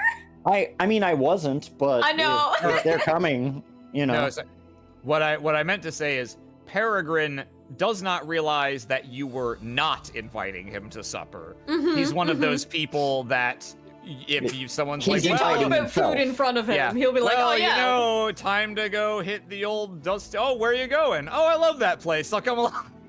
Yeah, if you want. I've got a great many questions, and not enough time to have them all answered. Actually, I do want. Well, turns back to you one last time, Wither. Do you need a lift? You looked like you were going through it there, although you seem better now. Yes. All right. Picks Wither up. Oh, Orcris, was it? That's correct. You seem like an interesting guy. Well, you can be my first. You can be my first supper. Just pick something good, and maybe if you play it real smooth, someday you could reach the lofty heights of Berry Buddy. Leaves without explanation. What a fucking weirdo.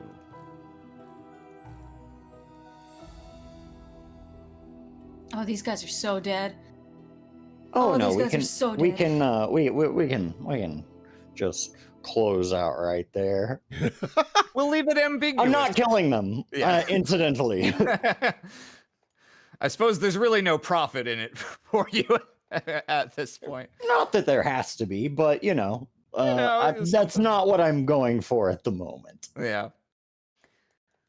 Will Orcris be promoted to Berry Buddy? Find out probably never. But for now, you return to the sanctuary, mortar and pestle in hand, still a bit troubled both by what you heard inside your own head and what you didn't from the object. But those are mysteries for another day. Ooh. Ooh. Oh boy. Oh What? boy. What am I paid in? Oh yeah. Well, Do you get supper with Shardies. Oh no, I get other things. I do work. Man, I gotta go hand in this paper. I gotta go pay for child support. It's like, shit, dude. Yeah, dude. Well, thanks, Aram. That was fun. Yeah. Yeah, Woohoo. I make the improv scene ending gesture. If you've done stage improv, you know what it is. The little I hand don't, but swoosh. like, Okay. so it could be anything, dude. It could be anything. Just use your imagination. It's Oh. theater. It's theater of the mind. Mm. And yeah, I think we can cut it there. It's finger gun shooting me. Right, well, toodles. Ooh. Bye. Right, well, toodles. Hello, Bye. future present people. Oh, I'm both. saying hi to the people of the past, actually. Oh, yeah. Mm-hmm. The Ahoy. just exclusively us. Yeah. Yeah. Yeah. Hi, me. Hi, you. Oh, hello. Oh, so friendly. Yeah. Wow. Well, that was episode 2. That was our Wither prologue, guest starring Orcris. I hope you all enjoyed it. And before we do anything else, let's go ahead and take a look at some fan-ed art. We've got some new stuff from this week, and we've also got a couple pieces that I missed from last time. Oh. Let me make sure I've got... Yeah, here we go. Gonna swap on over... Yeah, all right. Let's take a gander. So, first of all, this is stuff from this week. We've got from Pupcat-tude.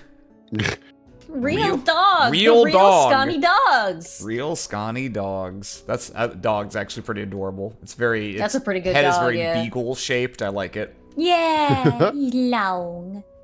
I like also Peregrine with Stay Puffed Marshmallow Man legs. Yeah. Strong. Anatomically, biblically accurate Peregrine. From Dungeon Master Zero, we've got Wither. Oh, shiminy. Baby. Love them with Baby. the big ol' eyes. Quit looking at me in them big old eyes. Also from Dungeon Master Zero. Breathe it in.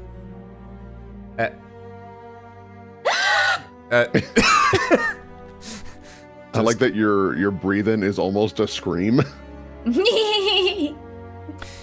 Next up from Viv, we've got a Wither. Ooh, ghosty.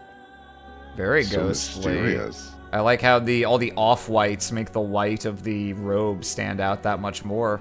Yee, very fancy. Then from Pupcat-tude. He's Jerboa. Jeroborchris.